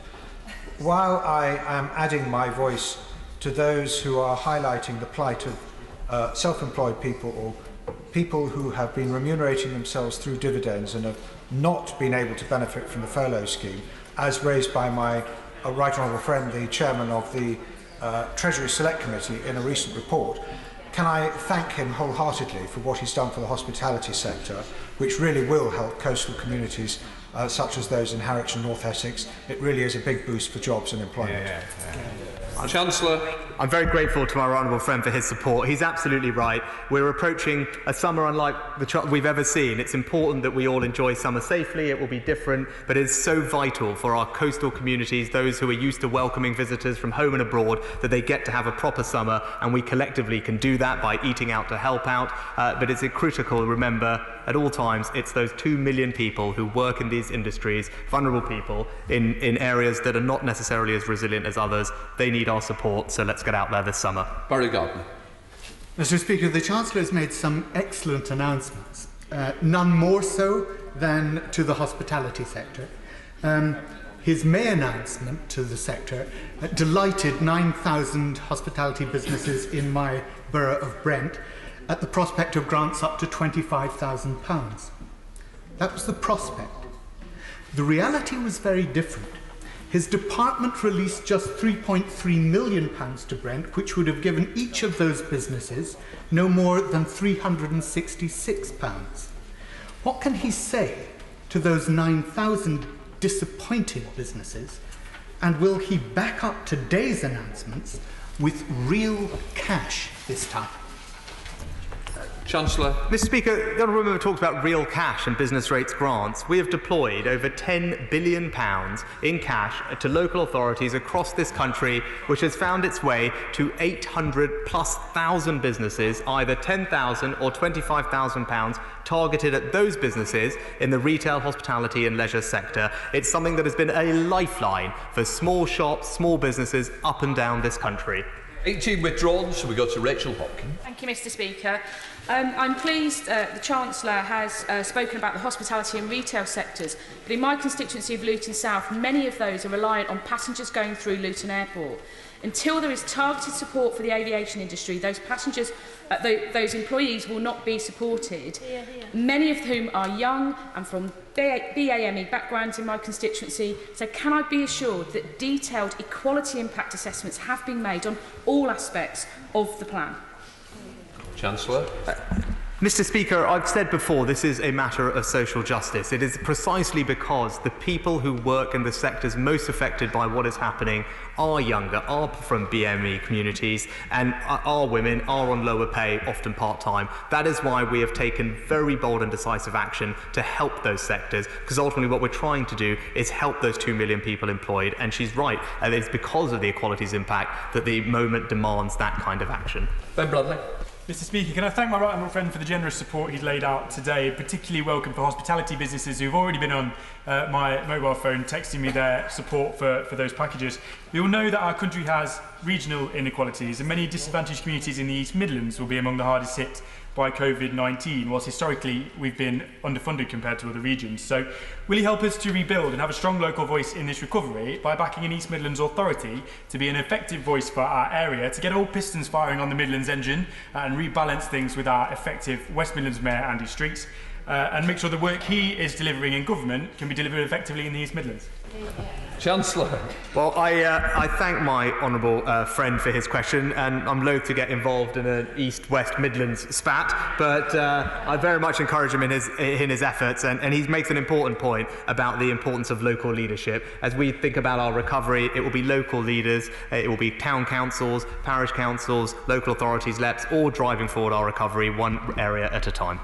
Heading to Scotland with Kenny McCaskill. Kenny McCaskill.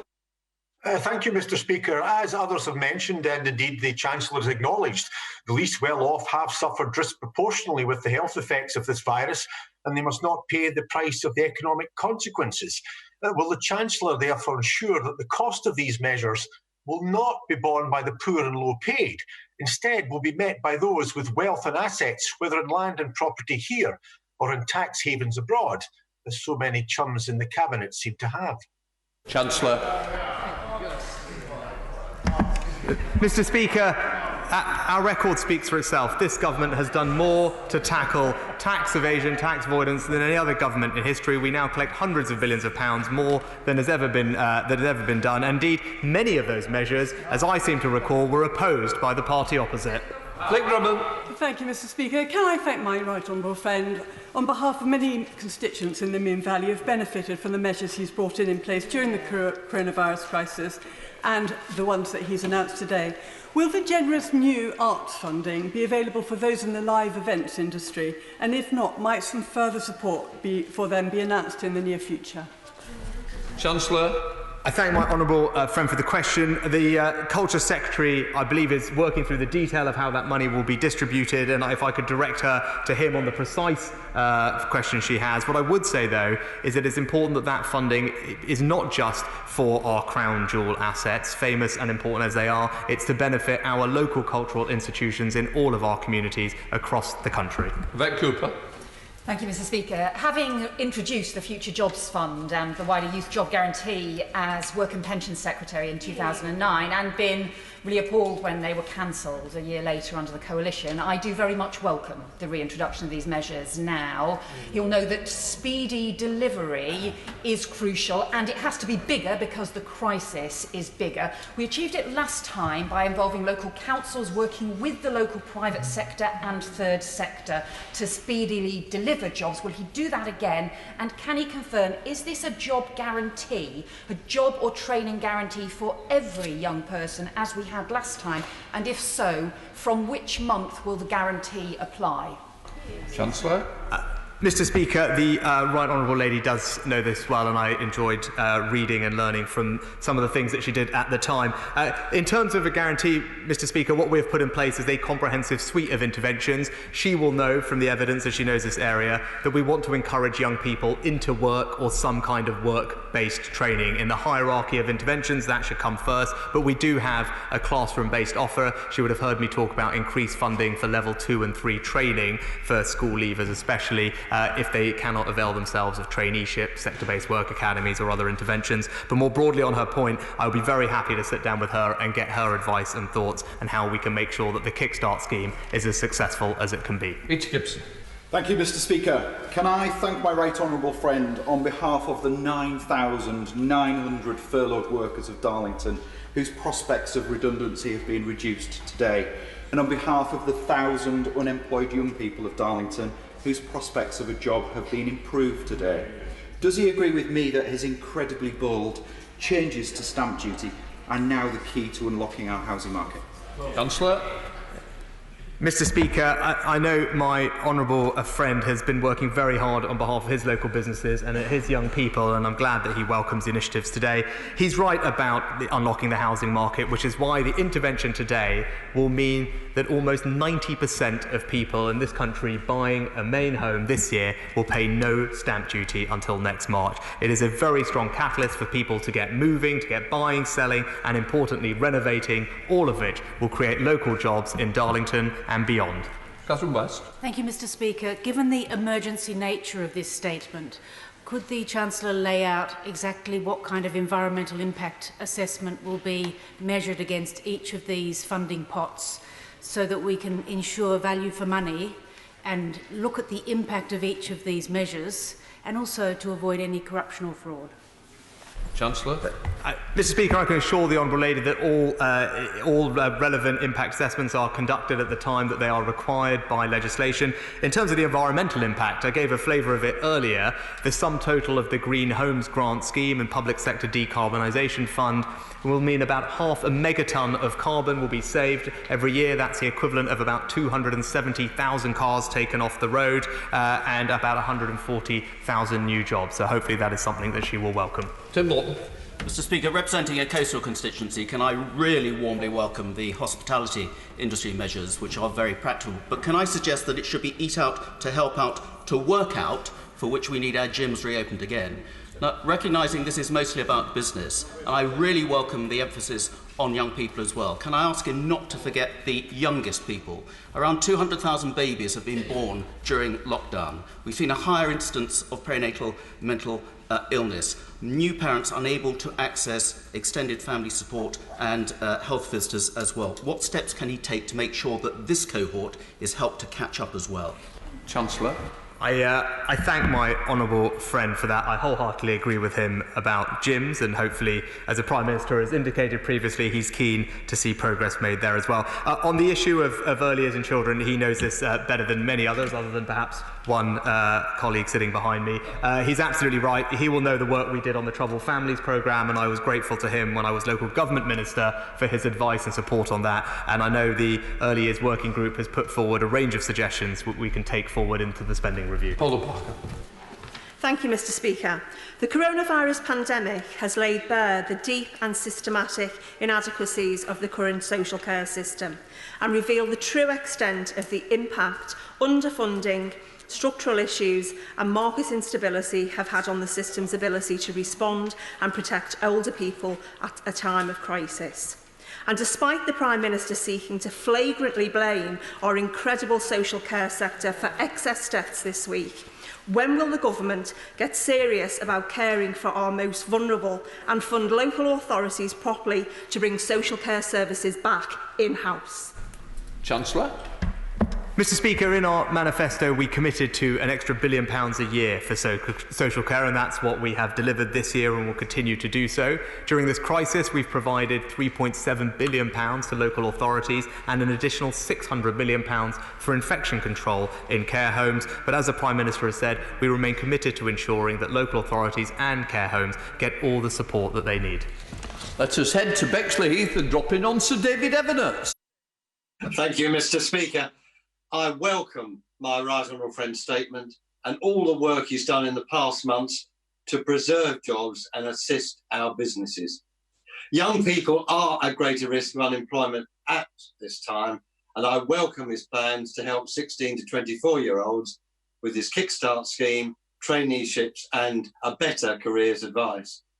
Does he agree with me that these proposals will be good for them, good for our economy, and give real hope for the future with many more jobs? Chancellor.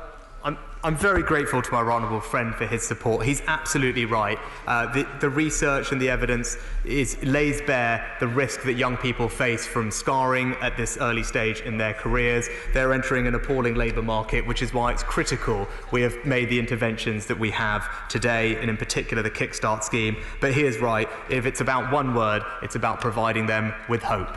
Cavan Jones. Thank you, Mr. Speaker. At the beginning of this crisis, the Chancellor said that the government would do whatever it takes. Local government finance is in crisis, but we didn't have one single mention of it in his statement today. Durham County Council, for example, has spent £62 million on its COVID response. It's had £33.2 million from the government, leaving £28.8 million for the taxpayer locally to pick up. Can I ask the Chancellor when he's going to bring forward a comprehensive settlement for local government, which is being called for by all political parties in local government? Yep. Because without it, services will be lost and jobs will be also cut as well. Chancellor. Mr. Speaker, as former local government minister, I know firsthand what a great job our local authorities do. But I would say to the honourable member, the last 2 years, settlements for local government have involved record increases in core spending power. They absolutely have, the highest in over a decade, 2 years in a row. And in this crisis, we've provided £3.7 billion to local authorities, an additional £600 million for infection control. And just last week, at the LGA conference, my right honourable friend, the local government secretary, unveiled a new deal with local government to help provide some compensation for the losses through income that has gone in a sharing arrangement, and it was warmly welcomed by the sector and at the LGA. Ray Miller. Can I thank my right honourable friend for his statement and so carefully judging what is needed now as we move forward, particularly to support young people who have been hard hit by recent events. Thousands of young people in my constituency got their first foot on the jobs ladder through apprenticeships at places like the Basingstoke College of Technology, BCOT. How will my right honourable friend's plan for jobs build confidence amongst employers to create and sustain more apprenticeships at this very difficult time? Chancellor. My right honourable friend is absolutely right about the impact on young people. They are 2.5 times more likely to work in a sector that has been closed down, and she's right, and we know that apprenticeships work. The evidence points in that way. What I can tell her is starting in September, employers will be paid £2,000 for every young apprentice that they take on, a bonus that will incentivise them to create more apprenticeships at this time of vital need. 31 withdrawn, so we're going to Darren Henry. Mr. Speaker, Alan Gearing has been an independent builder for years in my constituency of Broxtowe. I spoke to him today and he would welcome the Green Homes grant as a chance to cut emissions, but also to support plumbers, builders and other self-employed micro-businesses. Does my right honourable friend agree now is the moment to unleash Green Van Man? Chancellor.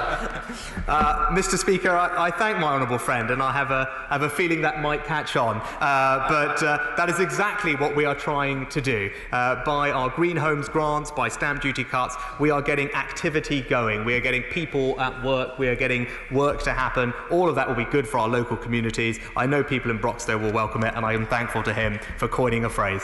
Let's head to Walthamstow and visit Stella Creasy. Stella Creasy.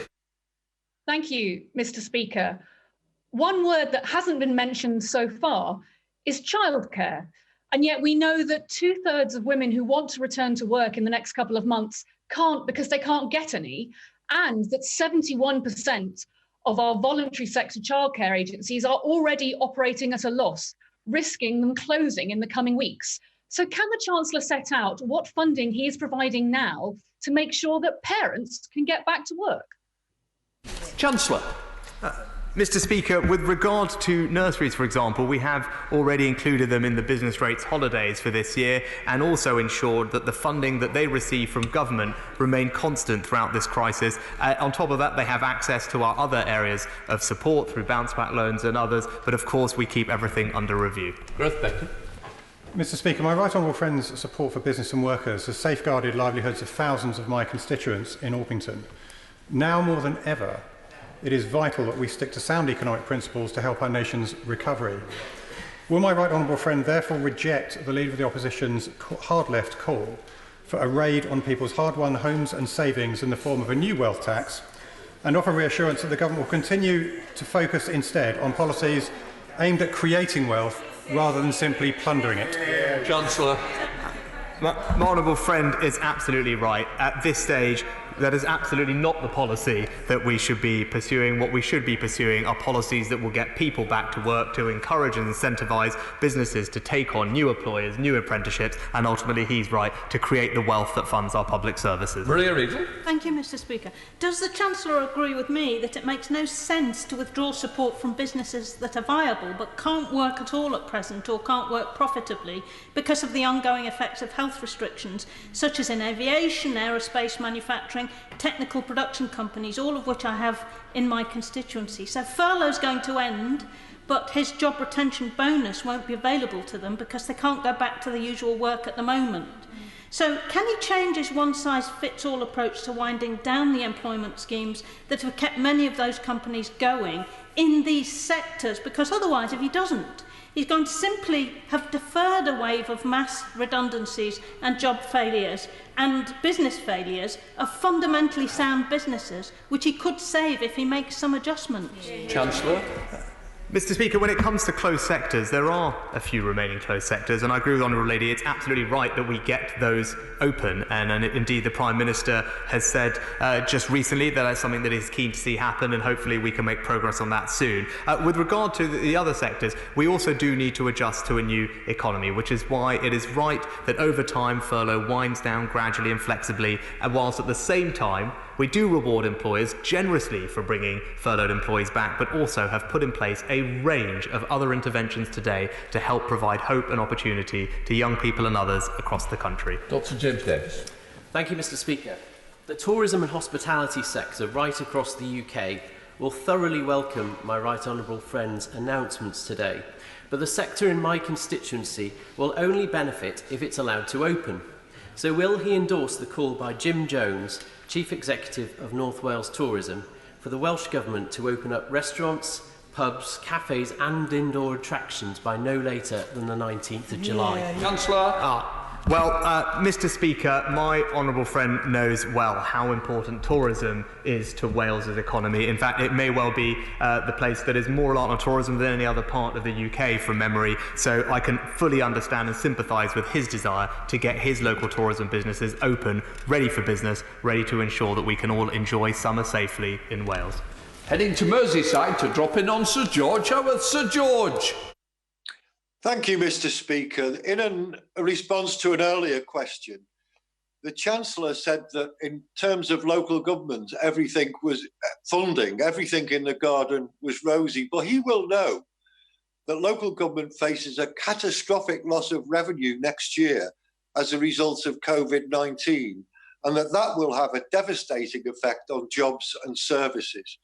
Knowsley Council alone faces a loss of income of £19 million, and the Liverpool City region £112 million.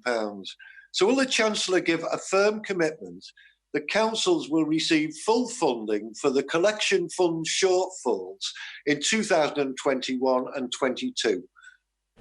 Chancellor. Mr. Speaker, the Local Government Secretary addressed this issue just last week and unveiled a comprehensive agreement with local government to provide loss sharing on income that has been foregone during this crisis. Ben Effort. Thank you, Mr. Speaker.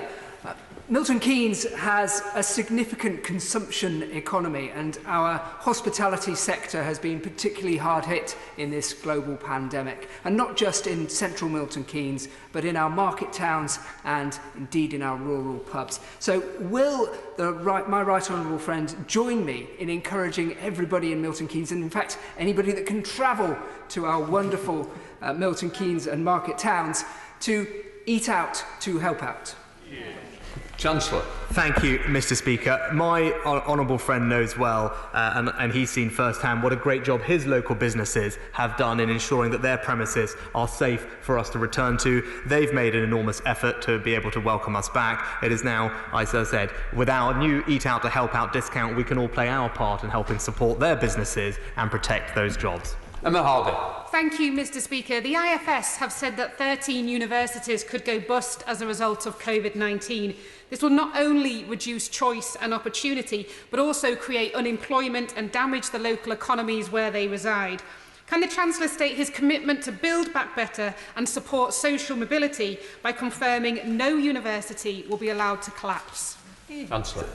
Mr. Speaker, my right honourable friends, the Education Secretary and the Business Secretary, have already outlined proposals to engage with universities where they face difficulty. In particular, they've put in place measures to deal with the issue of fewer overseas students being here and to protect our HE research base. Simon Chubb. Thank you, Mr. Speaker. I thank my right honourable friend for the major steps he's taking to get money flowing through the economy in East Devon and beyond. Cutting VAT on food, accommodation and attractions to 5% has been described as epic by the South West Tourism Alliance. The measures announced today will protect jobs, but perhaps not my waistline, as I wholeheartedly promise to eat out to help out. But will my right honourable friend continue to work with me and South West MPs to protect and strengthen tourism in the best part of Britain? Chancellor. I think my North Yorkshire constituents might have something to say about that, Mr. Speaker, but I know how important tourism is to my honourable friend's constituency, similar to so many of our rural constituencies up the country. I'm glad he will be doing his bit to eat out to help out. I hope others will join him, and in doing so we can collectively help protect 2 million jobs across our country. Andy Slaughter. Thank you, Mr. Speaker. While the Chancellor has made welcome announcements on the hospitality and cultural sectors, he said nothing in support of the events industry and those who work in it, despite the Prime Minister promising a timetable for reopening last week.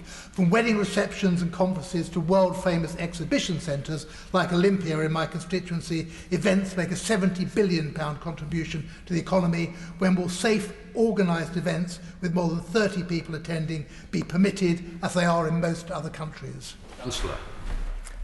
Mr. Speaker, I sympathise with the honourable member and agree the best thing we can do to help these sectors is to get them to reopen. I know it's something the Prime Minister and the Health Secretary are looking at as we speak, and hopefully in the weeks to come, as we progress our fight against this virus, we can continue to reopen all of the closed parts of our economy and progressively loosen some of the restrictions that currently we all face. Heading to Harlow, where we visit Robert Halfon. Robert Halfon. I'm over the moon, Mr. Speaker, with the Chancellor's statement today. He's rebuilding our apprenticeships and skills nation and ensuring that young people can climb the important ladder of opportunity. So thank you. And could I just ask him, he knows that the public sector target for apprenticeships is 2.3%. Would he consider raising this target by 5%, which would create 4,000 new apprenticeships in 2021? Based on hiring 50,000 new members of staff in the public sector? And will he also change procurement rules to ensure that any big company bidding for a public sector contract must have at least 5% of their workforce employed as apprentices? Chancellor. Mr. Speaker, my honourable friend knows this subject particularly well, so I'm grateful to him for his comments, and I think he makes two very interesting suggestions, and I look forward to discussing with him further. John Speller. Thank you, Mr. Speaker. And in his reply to the Right Honourable Member for Wokingham, the Chancellor said that leaving the EU gave us the opportunity to reform our procurement regulations. So can the Chancellor tell exactly when he's going to take that opportunity and send out revised guidelines to tell Whitehall and town halls to prioritise British-based companies and British jobs? Just a minute, somebody's phone's ringing. Can we just check some phones, please? Stopped. Chancellor, a minute. Thank you. Thank you, Mr. Speaker. Obviously, the honourable gentleman will know during the transition period of this year we are still constrained, but he can rest assured that from next year, when we have our full freedom, we can take advantage of all of these things and ensure that our local economies benefit as they should. Thank you, Mr. Speaker. Can I warmly welcome the Chancellor's announcements on employment programmes? Jobs are vital going forward. This is exactly the right thing to do. I'm particularly pleased to see the expansion of the sector-based work academies, one of the programmes we launched when I was Employment Minister 10 years ago. I can assure you we don't need to learn too many lessons from the other side, given our record on unemployment in the period up to the crisis. But there's one group I am concerned about on the jobs front, which is those in the aerospace and aviation sectors. Could I ask him, please, to keep them firmly in mind, to look at perhaps whether aviation could be included in the VAT reductions, or to look at other measures of supporting a sector that is vital to our economy but has been very badly affected? I thank my honourable friend. He's right about the difficulties facing the aviation and aerospace industries, and of course I will keep them very much uppermost in my mind as we go through the next few months. But more generally, pay tribute to the work that he did when he had these briefs. He knows firsthand what it takes to get unemployment down and get people into work and give them that hope and opportunity, and I hope we can build on the success that he had, because we will absolutely need to deliver for our young people in the coming months. Caroline Lucas. Thank you, Mr. Speaker. The Chancellor says he's proud of the government's green record, yet the green measures announced today will cut just 0.14% of UK emissions. Not only that, but this is a government that's still committed to spending £27 billion on new roads. So if he wants to have a green record he can genuinely be proud of, will he start by cancelling that road scheme, put the money into public transport and broadband, and introduce a new rule for UK economy to ensure that all spending and taxation is in line with the Paris Agreement and restoring our natural world? Chancellor. Mr. Speaker, it is a record to be proud of. We have cut carbon emissions by 40% in the last few years. We are now a world leader in offshore wind. And for the first time ever, last year, we generated the majority of our energy from zero carbon sources. We are building on our progress. That has happened under a Conservative government. And whether it's through our Nature for Climate Fund, whether it's through our measures to tackle air quality, whether it's through new technologies like direct air capture or carbon capture and storage, this government will ensure we meet our net zero obligations and do so in a way that creates jobs in every part of our United Kingdom. Luciana. Thank you, Mr. Speaker, and can I congratulate my right honourable friend for his excellent statement and his 30 billion jobs plan. It will give hope to thousands of people in my constituency, and I thank him for that. I'm particularly grateful for the commitment to the future of our young people who are hardest hit by this crisis. The kickstart scheme is for an initial 6 months, and I wonder if that is something he will reconsider and review at the end of that period. I thank my honourable friend for her support, and again, this is something that she has spent a lot of time in this place championing the futures for young people. I'm pleased to tell her that it will be longer than 6 months. The Kickstart scheme will be open for bidding, hopefully, at the end of this month, beginning of next month. The first new Kickstarters will start in the autumn, but it is a scheme that will run at least until the end of next year, and hopefully, if it is popular, we can get as many as hundreds of thousands of young people part of the Kickstarter programme, and I hope she and her constituency can be a champion for it. Stephen Flynn. Thank you, Mr. Speaker. £350 billion. That's how much the UK Treasury has coined from Scotland's oil and gas sector over the decades. So I say to the Chancellor, it is time to give back. When will his government finally stop dithering and instead deliver on an oil and gas sector deal to protect jobs now, but also to create new sustainable jobs for Aberdeen's future? Chancellor. Mr. Speaker, Scotland has benefited extraordinarily from the interventions that this government has put in place during this crisis. I talked earlier about the Barnett consequentials and the billions of pounds, but more importantly, about the ability for us to act as one united kingdom. It is at a time like this when the importance of that has never been more to the fore. And you talked about oil and gas. I'm happy to acknowledge the difficulties in that sector. I know the Business Secretary is in talks with that sector. Mechanisms have been put in place before, and again, we keep all of the these things under review, and if we need to make more interventions in the future, of course we will. Thank you, Mr. Speaker. I thank the Chancellor for his statement and also for his kind words that he's considering my proposals on recapitalising the SME sector. I wanted to ask him about his infrastructure funding of, I think, 5.6 billion that he's committed to today. Could he expand on how he feels that we can get infrastructure delivered more quickly, whether that be through dealing with planning regulations or indeed other practical obstacles, because that's the way how we can make sure that money is most effective? Chancellor. Mr. Speaker, my honourable friend is absolutely right. It's one thing to sit here and approve budgets for things. It's more important that we get on and actually deliver them. We need to make sure that our communities see tangible improvement in what is happening around them, and particularly given the economic situation we face at the moment, there is a premium on doing things quickly. That's why we brought £5 billion of projects forward, and it's why we have initiated Project Speed to look at our entire process, end-to-end, procurement, planning, construction, regulations, approvals, to ensure that we can deliver for our communities as quickly as possible. Let's head to Wales with an audio-only Beth Winter. Beth. Thank you, Mr. Speaker. Richard Murphy, a professor in political economy at City University in London, says that the government has the potential to raise £174 billion a year if wealth was taxed at the same rate of income. That could cover the cost of the job retention scheme for over 12 months, according to the latest estimates from the Office of Budget Responsibility. Does the Chancellor believe the time is right for a radical overhaul of our taxation system in order to fulfil the Prime Minister's levelling up promise? Or is the truth that we're not really all in this together? Chancellor. Mr. Speaker, no, I don't believe now is the time, or will ever be the time, for a wealth tax. Now is the time to recognise the challenge we face, the acute phase of unemployment, and now is the time to act decisively, with compassion, to provide hope and opportunity for the hundreds of thousands, especially of young people, who are at risk of scarring and losing the future that they deserve. That's why we've put in place the measures today. That's what the focus should be on. Andrew Jones. Thank you, Mr. Speaker. May I congratulate my right honourable friend for his statement. Young people are perhaps more at risk from the economic impact of coronavirus, so I was very pleased to see the Kickstart programme. Does he agree with me that it's through a comprehensive package of support for apprenticeships, traineeships and other support too that will allow young people to acquire the skills they need to take the opportunities of the future? Chancellor. My honourable friend is absolutely right. We cannot afford to lose this generation. They cannot be the generation that is defined and scarred by coronavirus. And that is why, as he rightly identified, we have put in place a suite of interventions, from traineeships to apprenticeships to the Kickstart Fund, all designed to help that generation to a better future and a brighter future. Let's head to Newport and visit Jessica Morden. Jessica Morden. Thank you, Mr. Speaker. According to Step Change Debt Charity, 4.5 million people have lost income and accumulated £6 billion worth of debt in arrears on household bills during the pandemic.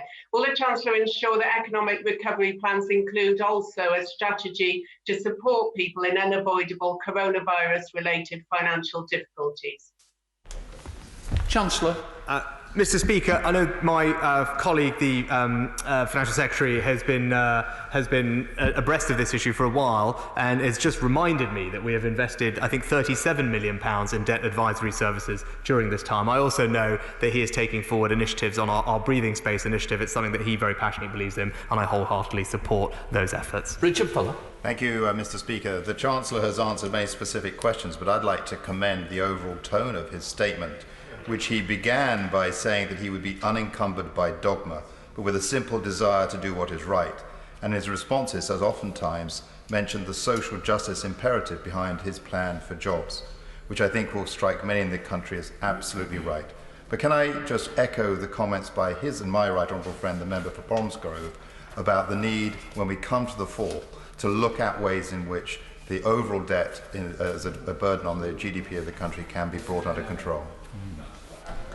Mr. Speaker, I'm very grateful to my honourable friend for those comments, and he's absolutely right about how I've approached this. As I said, for me, this is not just a question of economics, it is a question of values, and we demonstrate those through the actions that we take and the people that we prioritise. But he is also right to highlight the importance of sustainability in our public finances, something that he knows I very passionately care about and have spoken about repeatedly from these benches, and he can rest assured that as we come to the autumn, we will set our public finances on a path path back to sustainability. Darren Jones.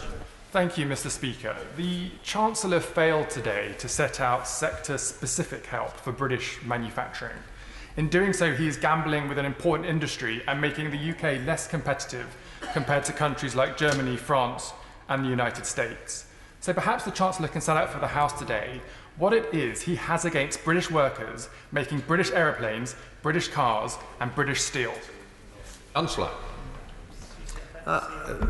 Mr. Speaker, I'm not entirely sure about the tone of the honourable member's question. The support schemes we've put in place have benefited equally all sectors and all workers in every region and part of our United Kingdom. So manufacturing companies I know have actually been large users of the furlough scheme and are very grateful for it. They are now in the process of bringing those workers back and adding shifts and are grateful also for the flexibility that that scheme provides. But what they're actually more interested in when I speak to them is about our ambitious commitments to R&D. Our plans to double R&D investment, working closely with the private sector in doing that, helping create the innovations that will drive growth, productivity and employment tomorrow. Andrea Litz. Yeah. Thank you, Mr. Speaker. My right honourable friend is doing a fantastic job in both promoting and protecting jobs. But of course, to really trade our way out of this recession, we will need to look at the future, and I know he is keen as I am to see a green recovery.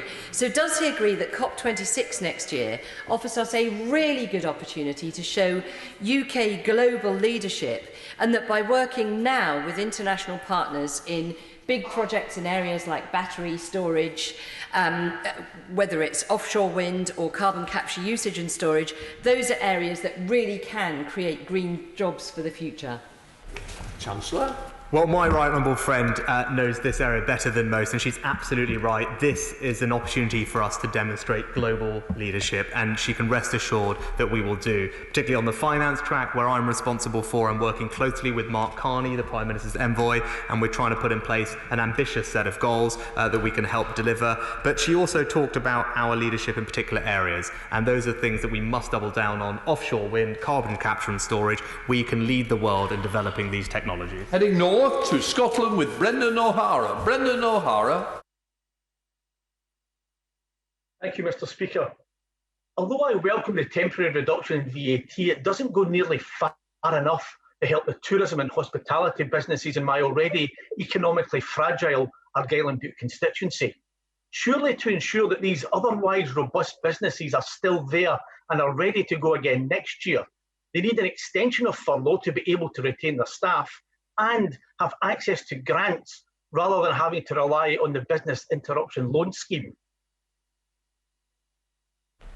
Well, Mr. Speaker, I'm not going to repeat my comments on ever-extending furlough scheme. I don't think that's the right thing to do. With regard to grants, what I would say is that we provided grants, specifically £10,000 or £25,000 to businesses in the retail, hospitality and tourism sector, and it's why those businesses did not necessarily have to use loans if they didn't want to. They received that support early in this crisis because we acknowledged the particular difficulty that they would face. But I would say to them, it's not just the VAT cut, which was one of the significant, if not the significant asks from the industry. The Eat Out to Help Out discount will be something that will drive tons of business and protect millions of jobs. Sir Graham.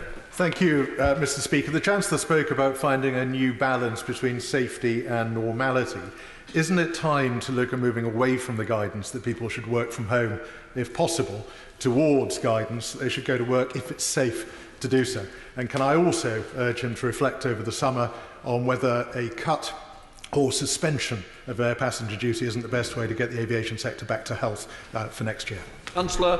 Well, my right honourable friend as always champions the aviation industry. He's right to do so, and as he knows, we are committed to a review of aerospace taxation, so I will certainly bear that in mind. And with regard to the guidance, I share with him an impatience to get our lives back to normal. I know what a difference it will make, not just to those businesses, but all the ancillary businesses that are used to office workers being in their offices. It is something that, of course, we should hopefully look to address in the coming weeks and months as we progressively move back to a new normal. Alistair Carmichael. Thank you, Mr. Speaker. Having campaigned for many years for a 5% rate of VAT for the visitor economy, can I welcome that part of the Chancellor's announcement today?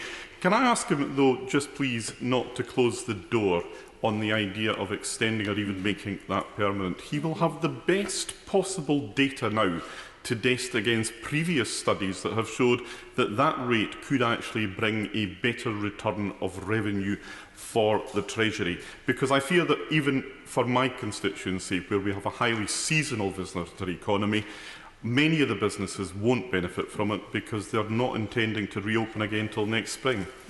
Chancellor.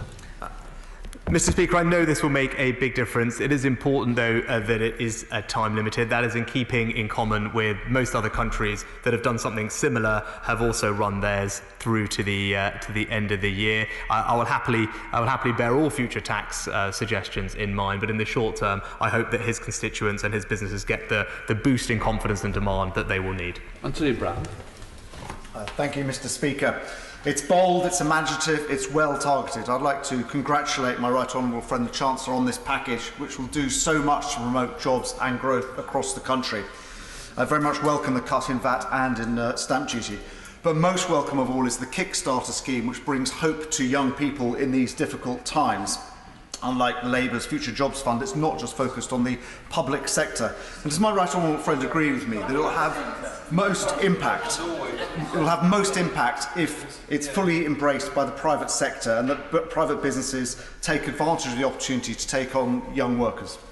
Yeah, my honourable friend is absolutely right. It's important that we provide as many opportunities for young people as possible. One thing we want to improve and build upon is the involvement of the private sector. I hope this becomes a galvanising cry to businesses, small and large, up and down the country, to take on a Kickstarter to help play their part in the recovery. And I know this is an area that he has strong experience of from his time in London. I appreciate the advice and suggestions he's given me about how to encourage and incentivise businesses to create jobs, create opportunity. Thank you, Mr. Speaker. Can I take the opportunity to say thank you, Chancellor? I'm already receiving text messages from my constituents, from the business community and from ordinary men and women saying thank you to the Chancellor for some of the measures that have been announced today. So thank you, sir. This is a very important statement that you have made and it will benefit many of my constituents. Last week, the Prime Minister, standing there, told us that the government was going to invest massively in hydrogen power. You had me on tender hooks. I was waiting for the statement. I was waiting for you to tell me the new hydrogen strategy is about to be announced. It hasn't come, so you still have me on tender hooks. Will you now commit solidly, on behalf of the government, on behalf of the Treasury, to unlock a strategy that will unlock 1.5 billion of investment money in the whole of the United Kingdom, invest billions of pounds into this new strategy, and will allow us to commit as a nation to this new, clean, green technology? And will the Chancellor meet with me and colleagues from across... Order. Mr. Paisley. No, not thank you. You're going to stay on the tender hooks. You'll be on them for a long time if you do that again. Chancellor. Mr. Speaker, I'm very grateful to the honourable member for his very kind words, and I'm glad it will make a difference to his constituents, as I hope communities up and down the country across our United Kingdom. On hydrogen, what I can say is I am absolutely not in a position to steal my boss's thunder, so I will leave the future announcements on hydrogen to him. But he can rest assured that it's something that both the Prime Minister and I, and indeed the Treasury, will take very seriously. Mark O'Loughlin. Thank you, Mr. Speaker. I will be brief. Last week, my right honourable friend, the Prime Minister, accepted my pleading to come and visit Dudley. He delivered his visionary speech and he saw for himself the building of the Institute of Technology that will actually future-proof people for jobs for the future. Will my right honourable friend, the Chancellor, also come and visit Dudley, please, and support this scheme, as well as our ambition for a university campus, as I want Dudley people to be jobs ready? She didn't go long. Chancellor. Mr. Speaker, I'm very happy to accept my honourable friend's intervention and invitation, but he's absolutely right. The best way for us to provide opportunity for people is to give them the skills and the education that they need, whether that's through universities, institutes of technology, further education, schools, apprenticeships, however it may be. Providing people with that knowledge is what will enable them to build a better future for their lives. That's something that he feels very passionately, I feel very passionately about, and we will, as a government, deliver that. Let us go and visit Seaman Malhotra. Seaman Malhotra. Mr. Speaker, I am genuinely surprised the Chancellor hasn't today brought forward a flexible furlough scheme for aviation, which he knows will have a longer recovery tail. And so I do hope that as he keeps in touch with the industry, he will also keep in touch with MPs from aviation communities for place-based support. Now, he is right that young people and others will need support to access to jobs, and I welcome the Kickstart scheme. But with other experts estimating that over 30,000 work coaches are needed, and unemployment is set to hit a record high in October, with the Secretary of State expecting 4,500 new work coaches to be in place by then, is he concerned that we won't have enough in place to meet demand when we most need it? And what more does he think can be done? Chancellor. Mr. Speaker, I actually commend and applaud all the efforts the Work and Pension Secretary and her team are doing at the moment. Just for reference, they are doubling the number of work coaches and doing it in record time. We will have 13,500 in just 8 months, a 100% increase. It's worth comparing that to what happened in 2008 to 9, when DWP recruited just 10,000 and it took them 12 months, a 60% increase. So we will go as fast as is necessary, but no one can accuse us of not doing as much as we can, as quickly as we can, to provide people with the support that they need. Tim Crabb. Thank you, Mr. Speaker. Make no mistake, what the Chancellor has announced today to save a generation of young people from bearing the brunt of this economic crisis is incredibly positive and to be welcome. Can I welcome in particular the determination of my right honourable friend to avoid the past mistakes from employment schemes where we saw too many examples of young people in work placements with not doing meaningful work, with poor oversight, poor management and no opportunity to really build their skill levels. Make this scheme, the Kickstart scheme, the best employment support scheme we've ever seen. Chancellor. Well, I very much thank my right honourable friend for that support, and of course this is an area he will know well. He is absolutely right. There's no point in doing this if the work placements are of low quality. It's important we get that right as we construct the bidding process, and I'd be very grateful to him if he'd sit down with me so we can get his thoughts on how best to achieve that. Let us head up to Wesley with Barbara Keeley. Barbara Keeley. Thank you, Mr. Speaker. I join my honourable friend, the Shadow Chancellor, in urging an end to poverty pay for our care workers. Today's interventions in the job market are welcome, but there is still no recognition in pay for the fantastic job done in this crisis by our care staff. Rather than blaming care staff, as the government has done this week, will the Chancellor commit to showing these staff some parity of esteem with NHS staff and pay them a real living wage of £10 an hour? Chancellor. Mr. Speaker, I join with my colleagues in paying enormous tribute to those on the front line during this crisis who have done an extraordinary job under incredibly difficult circumstances, deserve not just our thanks but our praise, and they have it. In terms of public sector pay, we're in the midst of the second year of inflation-busting pay rises for almost 1 million people, and with regard to social care, who are funded through local authorities, as I've said, local government has enjoyed 2 years of record increases in core spending power, which hopefully will help find its way to the front line. Christopher Chubb. Mr. Speaker, can I make a suggestion to my right honourable friend about one way in which he could help fund some of today's expenditure commitments, and that is to implement without further delay the cap on public sector exit payments. Our right honourable friend, the Chief Secretary, promised on the 13th of March that this would be done by bringing forward secondary legislation before the summer recess. That hasn't happened, and can my right honourable friend therefore allay concerns that this process is being sabotaged by Treasury mandarins, the Sir Humphreys, who have for 5 years successfully resisted this proposal, which was actually supported by this House in legislation 5 years ago. Chancellor. Thank you. I remember when I had the Chief Secretary's job, we discussed this very topic, and my right honourable friend is right to keep highlighting it. What I can tell him is, as the Chief Secretary said, I believe very recently, we are well underway to implementing this measure, and will bring forward the appropriate legislation in due course. Hilary Benn. Thank you very much indeed, Mr. Speaker. Given that councils have a statutory responsibility to set a balanced annual budget, even the further help announced last week won't be enough for councils like Leeds and many others. So can I urge the Chancellor to look again at what the Treasury can do to help fill the remaining gap? In the case of Leeds, it's £63 million, because without further assistance, then the council will, by law, have to start cutting jobs, and that could include non-statutory services that have been so important in providing support to communities affected by COVID. Chancellor? Well, my honourable friend, the member is right to highlight the important work that Leeds Council plays, having spent some time there, seeing how they do early intervention and children's services in particular. I was very impressed when I did the local government job. But I would say is that the local government secretary has been engaging extensively with the sector. We have put billions of pounds of incremental support in place. Of course it is going to be difficult. It's difficult for all of us, whether it's business or local authority, to get through this time. But considerable support has been put in place. And in particular last week, the announcement on a loss-sharing arrangement with central government for the income and fees and charges, I think, is an important step in the right direction. Thank you, Mr. Speaker. Can I thank my right honourable friend for the steps he's announced today, particularly focused on young people, which I think shows yet again that the Conservatives do what works, not just what might sound good, even if it means tough decisions in the short term. Can he confirm that of the support given so far, proportionately, the lowest income families in our society have benefited the most from the support given so far?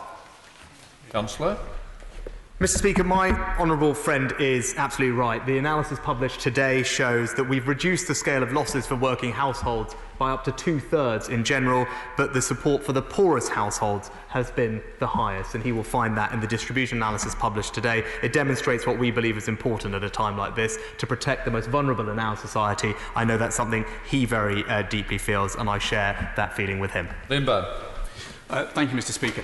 The country expects us to pull together now to get our country back on its feet. And in that spirit, let me welcome the investment the Chancellor has announced today for young people and for the hospitality trade. My observation, though, is that the money he's brought forward for capital is only about 5 to 6% of the budget that he's earmarked for the next 4 or 5 years. What that means in my region is 50p per person per week invested in so-called shovel-ready projects. That, frankly, is not enough. But crucially, there is a gaping hole in this announcement today for where support for manufacturing should be.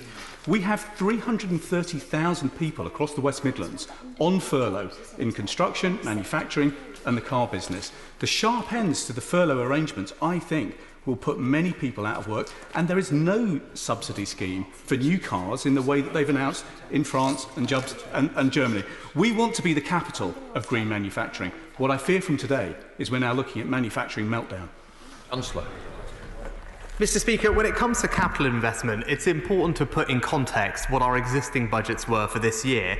£88 billion is what I announced at the budget for this year. That represents a 20% increase on our capital investment plans the previous year, and represents, as a percentage of GDP, the highest amount that we've invested in capital in almost, well, since the 70s. So the starting base level for our capital investment is already exceptionally high. We have brought £5 billion of additional projects forward into this year, but taken in the round, it will be the most we've ever spent on capital in real terms for a very, very long time. Trebedley. Will this young, vigorous Chancellor not be too cruel to an old Thatcherite for making this deeply unfashionable point, that there are no long-term good subsidised jobs? As we saw with the new Labour make-work jobs and with furlough, sooner or later they are subject to fraud and market distortion. So will the Chancellor confirm that the only good long-term jobs are based on the government ensuring deregulation, market flexibility, tax cuts on entrepreneurship, and that we have a plan to repay the national debt? Otherwise, as a previous speaker once said, there will be no more money. Chancellor. Mr. Speaker, I wholeheartedly agree with my right honourable friend. He's absolutely right. These interventions are specific for the moment that we face now. They provide support for young people at this moment of acute crisis. In the long term, it is only a dynamic market economy that can provide sustainable long-term employment for young people and beyond. And he is absolutely right. In the medium term, once we get through this crisis, we must return our public finances to a sustainable place. Up to Scotland and visiting Margaret Furry. Margaret Furry.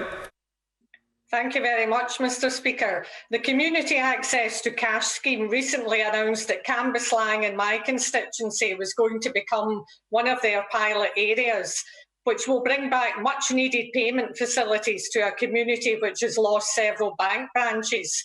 The Chancellor has promised legislation to improve access to cash and it is needed urgently in light of the economic downturn caused by the coronavirus.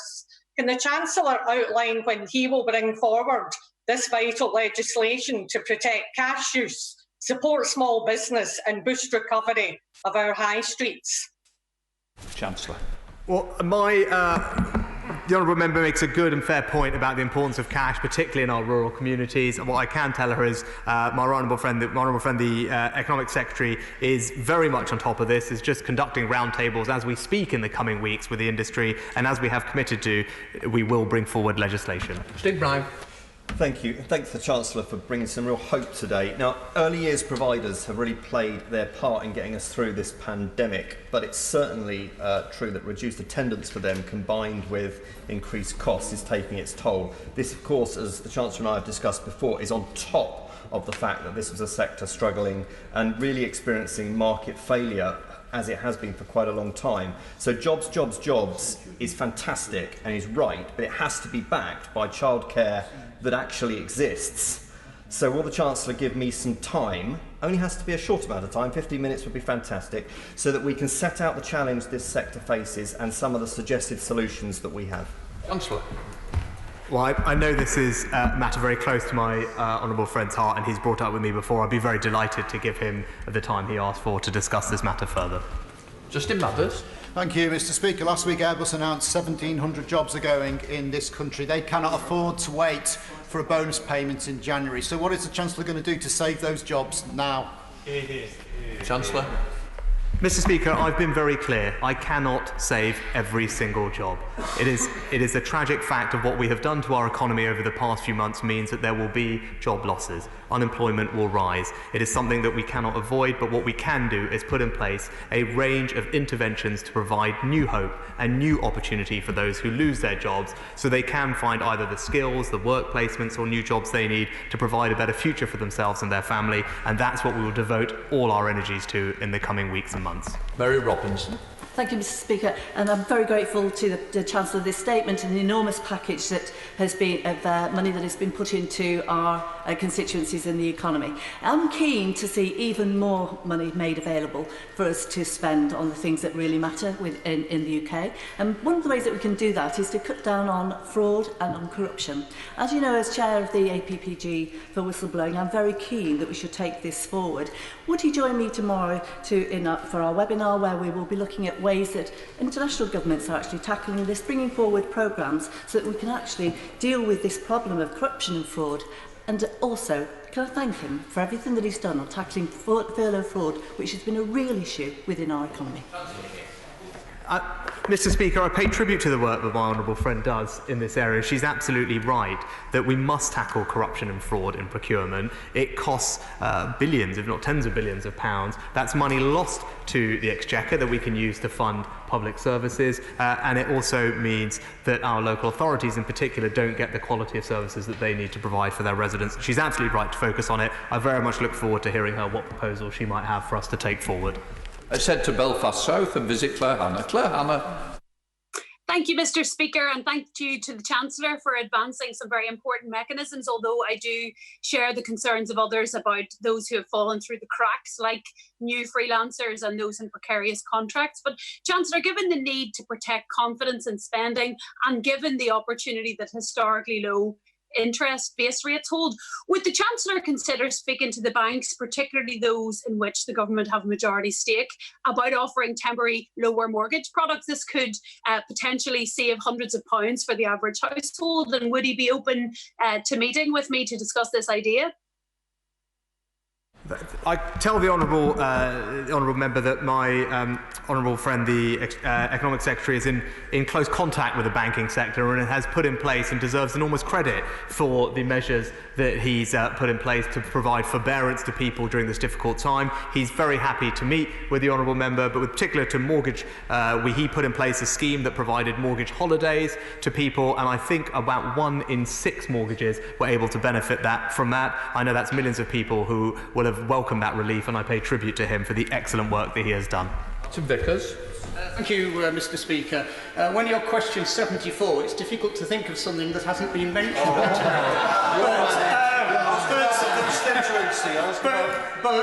it's a fair bet that up until now no one has quoted from the Grimsby Telegraph, which last week said, after the Prime Minister's speech, now put your money where your mouth is, Boris. And I think the Chancellor has in fact delivered on that today. Yeah. The article finished by saying, give us the opportunity and we'll show you what the country can be achieved. And I think the support given to businesses today will verify that. Could I also urge the Chancellor to consider yet again the Freeport issue for Immingham and Grimsby? The consultation ends next week. Please don't waste time mulling over the consultation responses. Deliver Freeport status for Immingham and Grimsby. Well, Mr. Speaker, my honourable friend is right as always about the importance of private enterprise driving our growth forward. He's right to highlight a Freeport. I know what a difference it would make to his community. I remember when I met his local businesses, they were hungry to take up that opportunity to attract investment, to create new jobs, drive up productivity, and I look forward to working with him in the coming months on trying to bring that to reality. Thank you, Mr. Speaker. A 9-month cut to stamp duty is welcome, but without an injection of new houses, it risks forcing up prices, making it harder, not easier, for first-time buyers to buy homes. This should have been an opportunity to inject capital into the housing market, but also into social housing and building houses that people can afford to live in, creating opportunities for new jobs, new apprenticeships, new skills that people can use in the future. So will he go away and have a look at putting some money, particularly into building social housing? Well, Mr. Speaker, the good news is we already have, and the Prime Minister announced it and I talked about it at budget. The Affordable Homes Programme increased from £9 billion to £12 billion over the next few years, a significant uplift in the amount of new housing delivery. I think 180,000 new homes from memory. And with regard to the benefits of stamp duty, the evidence we have, both from economists and HMRC, is that the majority of the benefit in the stamp duty cut last time around in 08-09 accrued to the buyers. Thank you very much, Mr. Speaker. As the chairman of the All-Party Parliamentary Group for Hospitality and Tourism, can I warmly thank the Chancellor for his announcements today. Thank you for listening to the sector and for what you have delivered, which will undoubtedly save thousands of jobs and tens of thousands of jobs and thousands of businesses. The Chancellor has done his bit. Businesses across the country have done their bit in getting ready to make our bars, pubs, restaurants and hotels safe to welcome customers. Does he share my view that what we now need is for the British people to do their bit, to get out and spend money in our bars and restaurants? And would he join me in inviting everyone to come to Cornwall this summer? Thank you. There are fewer greater champions for the tourism and hospitality industry than my honourable friend, and I know he will be pleased about today's announcements, but he's absolutely right. Our local businesses in all our constituencies have worked unbelievably hard over the past few weeks to adapt how they do business, to invest in new things, to make their premises safe for us, and that is why today we introduced the Eat Out to Help Out discount. We can all play our part in supporting these businesses and protecting these jobs. Thank you, Mr. Speaker. As a former employment minister in Northern Ireland, I do welcome the Barna consequentials that allow us to shape our own local response around youth unemployment, apprenticeships and traineeships. But could I ask the Chancellor, what analysis has the Treasury done around where redundancies have been occurring and where they're likely to occur over the coming months? And surely that information should guide the use of that £9 billion for the furlough bonus to be more targeted around those sectors that are going to face longer problems but will have sustainable futures, such as aerospace and the creative industries. Mr. Speaker, we have published breakdowns of the furlough population by region, constituency and age to give a sense of the types of people who are affected. I know one thing that does come out of that is the importance in rural and coastal communities being particularly impacted by numbers of people on furlough. That is because they're disproportionately reliant on the hospitality and tourism sectors, which is why today's interventions are targeted and will make the biggest difference to the most number of people. Daniel Krawczynski. Thank you, Mr. Speaker. In addition to the misery that COVID has brought to our constituencies, there are over 46 constituencies like mine on the River Severn that also faced devastation from flooding earlier this year, a double whammy for our local businesses. The River Severn Partnership has been formed in conjunction with all the councils down the River Severn and the support of local MPs. I've been led to believe by the Environment Agency that an announcement is imminent on additional support for the River Severn Partnership in order to secure a more holistic solution to the management of this river.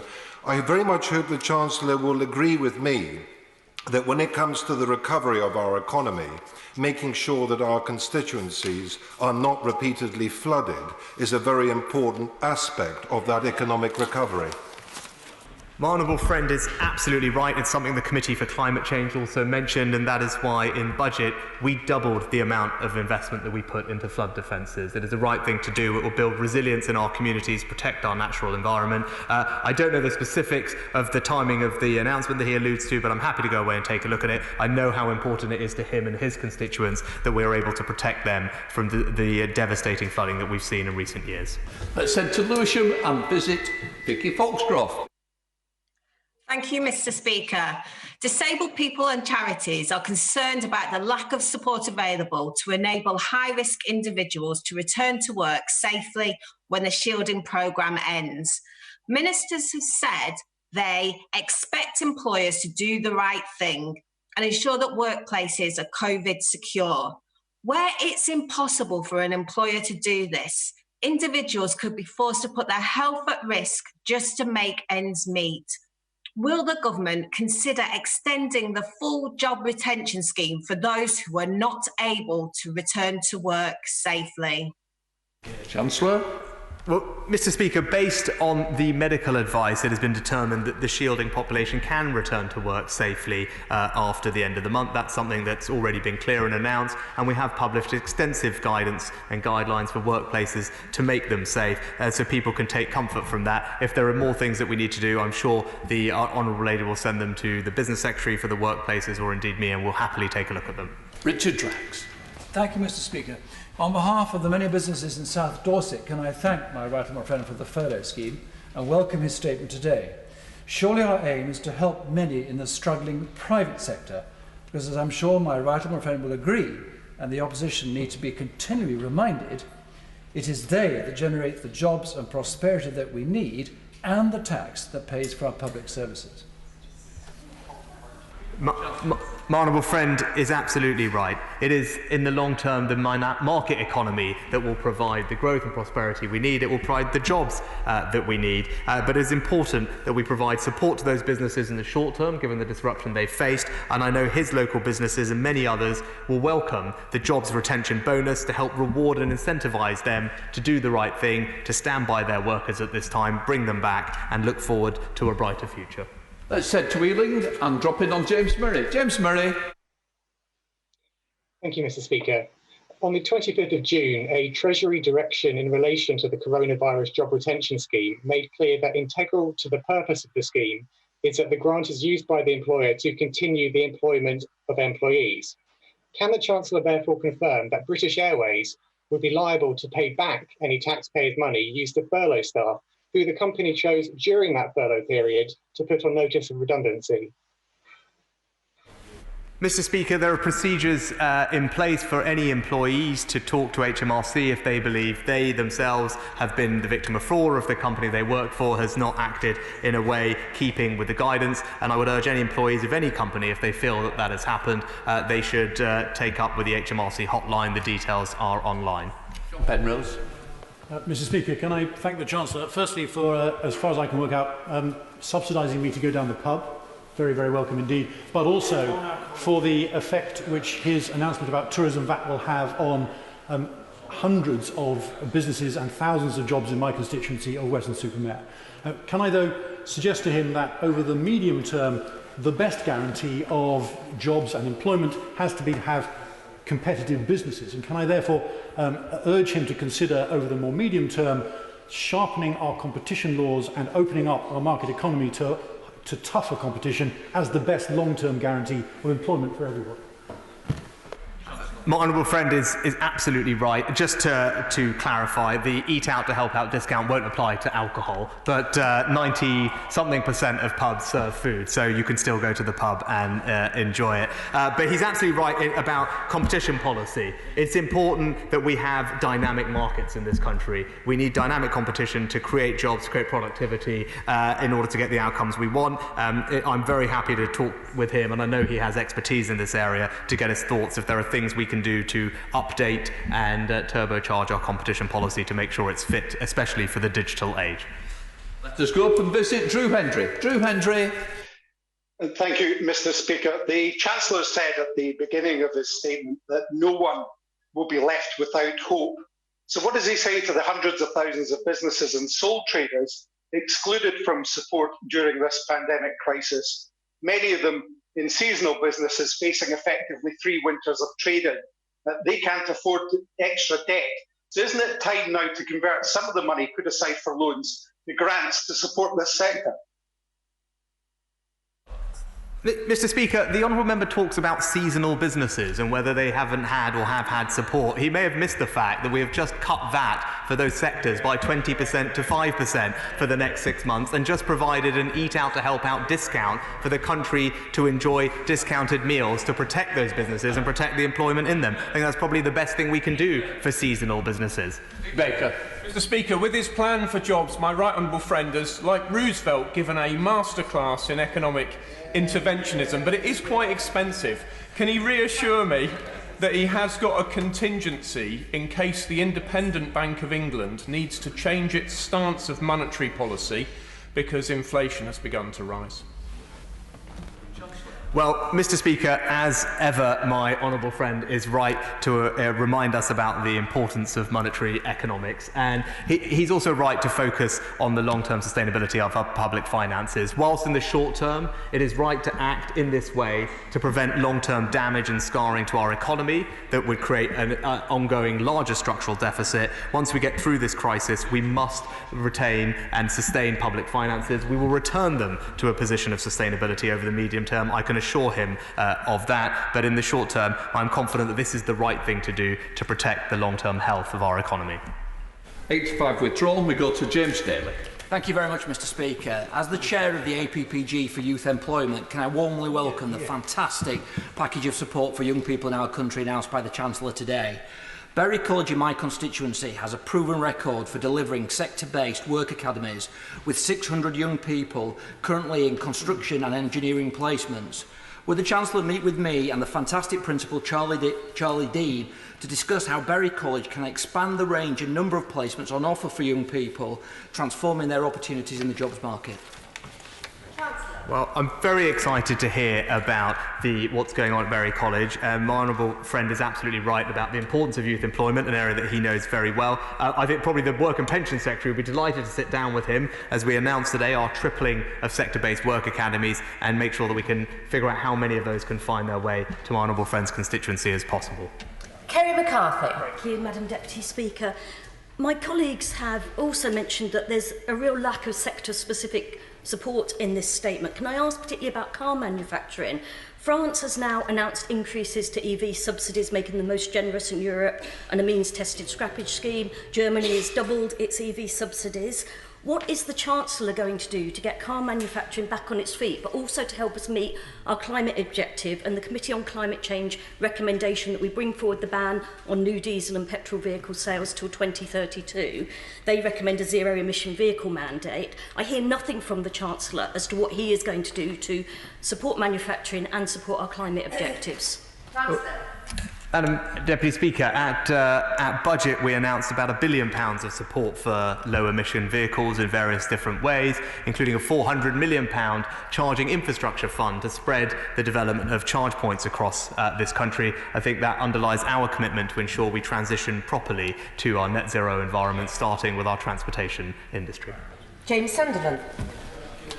Madam Deputy Speaker, it strikes me that this is a perfect opportunity to review our investment and procurement strategies in a range of sectors. Does the Chancellor agree with me that we must stop spending so much taxpayers' money overseas, that it's time to build British, buy British and sell British? Chancellor. Well, Madam Deputy Speaker, my honourable friend is right to point out the opportunities we will now have after leaving the EU to tweak our procurement rules to make sure that, of course, we will always get value for money for the taxpayer, but we can do so in a way that supports our local economies and supports, especially at a time right now, local jobs. Wendy Chamberlain. Thank you, Madam Deputy Speaker. Although it has and still does exclude many people, it must be acknowledged that support delivered directly via the Treasury, such as the Job Retention Scheme, has been delivered quickly. This support is not allocated based on proportion of population or the cost of support or the level of productivity, but on the need of those who apply and qualify. This is how devolution can operate. So can the Chancellor provide us with detailed figures so that we can assess exactly how much financial support has been delivered from the Treasury to the people and businesses in Scotland and the other devolved nations? Mr. Speaker, Madam Deputy Speaker, those numbers have been published, and as I said earlier, £4.6 billion is the total amount of Barnett funding that is provided to Scotland throughout this entire crisis. The block grant adjustment resulting from the stamp duty cut will be finalised after we have final costings from the OBR. Finally, Sir Desmond Swain. Madam Deputy Speaker, after that package and that performance, the only reasonable thing I can say to my right honourable friend is remember, O Caesar, that you are mortal. However, it would be a great shame if the effectiveness of his measures were to be undermined in the New Forest, with the loss of £16 million at least to local traders, by the company to whom the Forestry Commission handed a monopoly, refusing to open its campsites. Will he summon Forestry England and threaten them with the rough end of a pineapple and instruct them to use their position on the board and their substantial shareholding to get those campsites open? Well, Madam Deputy Speaker, thank you, to my right honourable friend. I share his passion for getting our campsites open. Hopefully, an extra incentive today will be the cut in VAT from 20% to 5%, which extends to campsites as well as caravan sites and B&Bs and hotels. I'm not sure if I have the powers to summon anyone, but I will be delighted to bring whatever influence I can to bear on his particular matter and look forward to discussing it with him further. Thank you. In a moment, I will call the Chancellor of the Exchequer to move a provisional collection of taxes motion.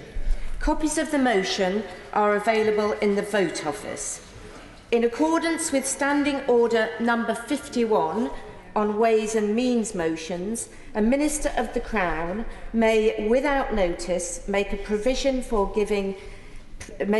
motion for giving provisional statutory effect to any proposals in pursuance of Section 5 of the Provisional Collection of Taxes Act 1968, and the question on such a motion shall be put forthwith. I call the Chancellor of the Exchequer to move the Provisional Collection of Taxes motion formally. Madam Deputy Speaker, I beg to move. The question is, as set out in the Provisional Collection of Taxes motion, as many as are of that opinion say aye. Aye. Of the contrary, no. I think the ayes have it. The ayes have it. In order to allow the safe exit of honourable members participating in this item of business and the safe arrival of those participating in the next, I am suspending the House for 3 minutes.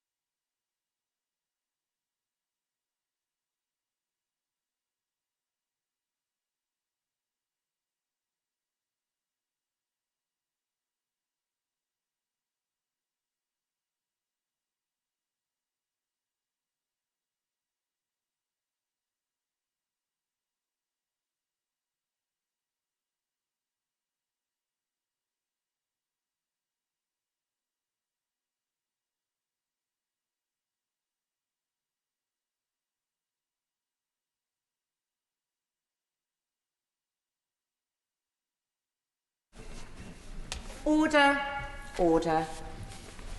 We now come to the 10-minute rule motion on pregnancy and maternity redundancy protection. Mrs Maria Miller. Thank you, Madam Deputy Speaker, and I beg to move that leave be given to bring in a bill to prohibit redundancy during pregnancy and maternity leave and for 6 months after the end of the pregnancy or leave, except in specified circumstances and for connected purposes. Madam Deputy Speaker, we have record numbers of women in work. More women studying STEM subjects to the highest levels, more women being given the opportunity to take up roles in every sector of society. Women will have a central role in this country's recovery from COVID-19, but we have a clear opportunity for the government to level up, because despite the real legal protections set out by law by this place, designed to outlaw discrimination against pregnant women and new mums, the government's own data shows that more than 50,000 women a year feel they have no choice but to leave their jobs when they're pregnant. The routine use of non-disclosure agreements means that the reasons women leave their jobs can be at best opaque, even when analysed through third-party research. But we do know that around 1 in 20 are made redundant. Now, anyone who's ever been a parent will know that pregnancy and the period after birth is a time when, for most of us, money is a huge concern. Securing a new job because you don't have one could be impossible because of the obvious need to take maternity leave. Starting a new job when meeting the needs of a new baby should be of paramount. The needs of the new baby should be of paramount concern, but in practice, finding a new job can be extremely challenging. Taking the decision to leave a job at that point is not a decision most women would plan for voluntarily based on their own choice.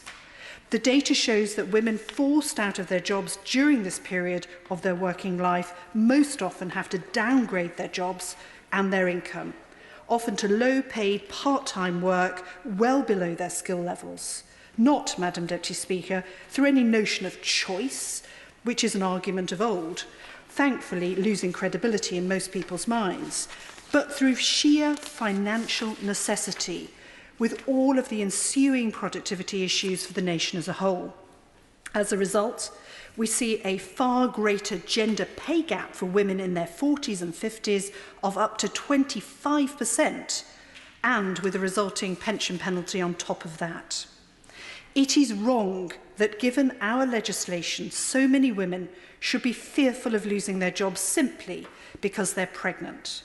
That is why I'm introducing this bill today, to put in place an effective new law to protect pregnant women and new mothers from this fate, helping to keep them in the labour market, which is good for them, their families and the economy.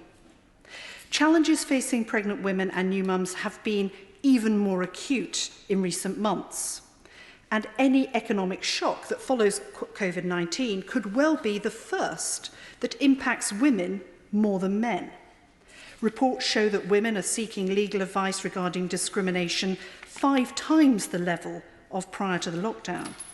A study by PwC in May found that 78% of those who've already lost their jobs as a result of COVID-19 are women. And a report from the London School of Economics has found that more women are likely to lose their jobs in the coming months because of the sectors that are most likely to be hit, and some of that we heard from the Chancellor earlier. The past few months have cast a worrying spotlight on the attitudes of some UK employers towards pregnant women and new mums, and those employers' willingness to contravene existing redundancy laws by allowing pregnant women and new mothers to be the first in line for dismissal. Some women have been told to go home on sick pay when they aren't allowed to work because of the health and safety regulations that are in place because they are pregnant, and to go home on sick pay rather than, as set out in law, full pay that should be available to them. I make no excuse for the fact that this bill is not only designed to make the specific point on pregnant women, but is also designed to sharpen employers' focus on their understanding of this aspect of employment law and their treatment of the women on their workforce. Too often I hear that better protection for women will reduce their attractiveness to employers because of the costs associating with things like maternity pay. Now, that may well be wrong in and of itself, but it also shows the little attention that is paid to these issues, because smaller employers recover more than 100% of the costs of statutory maternity pay when they make those claims. So this is an argument that has long since been resolved.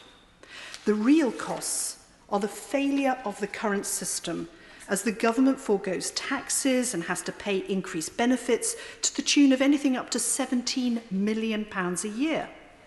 A report by McKinsey also found that encouraging women's participation in work and ensuring that they're protected from discrimination could add up to £150 billion to the UK economy, something we need at this point.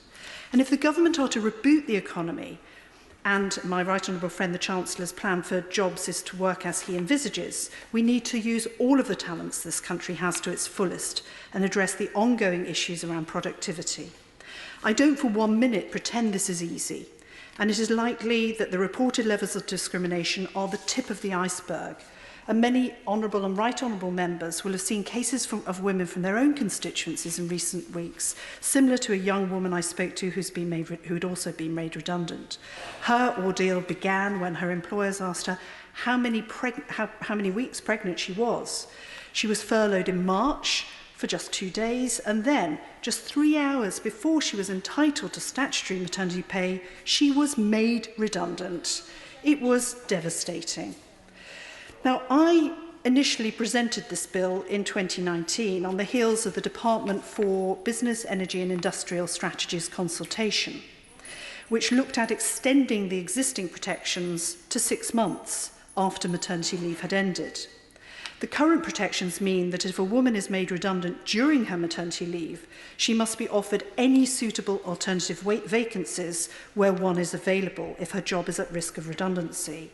She should, in theory, be given priority, but both the EHRC and maternity action helplines show in practice this is woefully inadequate, and employers continually confuse their legal obligations, ignore them, or insist that women on maternity leave compete for an alternative post when they're giving birth or have just given birth or been out of the workplace for many weeks. So extending the current provisions to 6 months would simply entrench a system we know does not work. My bill proposes a much simpler and cleaner protection, drawing on proposals from the Women and Equality Select Committee. The provisions I propose are also provisions that are currently used in Germany. The major change it would make is to offer pregnant women the sort of protection long overdue. Currently, for a woman to challenge her employer's unlawful behaviour, she would have to go to an employment tribunal, not an attractive proposition for any employee, but particularly not one who's looking after the needs of a newborn baby. And employers are well aware that less than 1% of women subject to maternity discrimination seek remedy at tribunal. My bill would strip out the complexity of the protection available to women. We will be able to tell a woman from the time that she is pregnant to 6 months after she returns to work, she cannot be made redundant unless the employer is closing down the business or ceasing work in that area. Women who experience a stillbirth or miscarriage would similarly be protected for up to 6 months from the end of their pregnancy or any leave that they were entitled to. The woman's employer would also be able to easily comprehend their duty too. There are over 500,000 pregnant women in the workplace every year, and the government should be applauded for creating an environment where we have record numbers of women in work. But now we need to update our laws to reflect this change and address the challenges that women routinely face and make sure that we level up the workplace for all women. Thank you. The question is that the right honourable member have leave to bring in the bill. As many as are of that opinion say aye. Aye. Of the contrary, no. I think the ayes have it. The ayes have it. Who will prepare and bring in the bill? Sally Ann Hart, Nikki Aitken, Flick Drummond, Virginia Crosby, Caroline Noakes, Karen Bradley, Angela Crawley, Sarah Champion, Jeremy Hunt, Stephen Timms and myself, Madam Deputy Speaker. This is Maria Miller. Pregnancy and Maternity Redundancy Protection Bill. Second reading what day? 16th of October, Madam Deputy Speaker. 16th of October. Thank you. We now come to the general debate on the economy, and I call Minister Steve Barclay to move.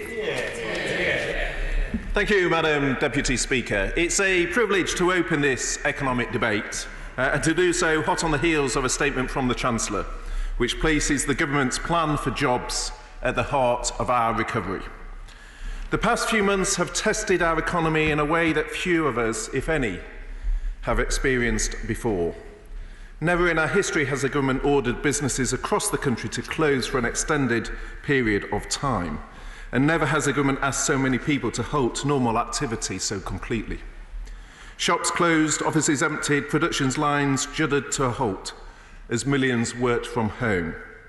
And from the onset of this pandemic, the government worked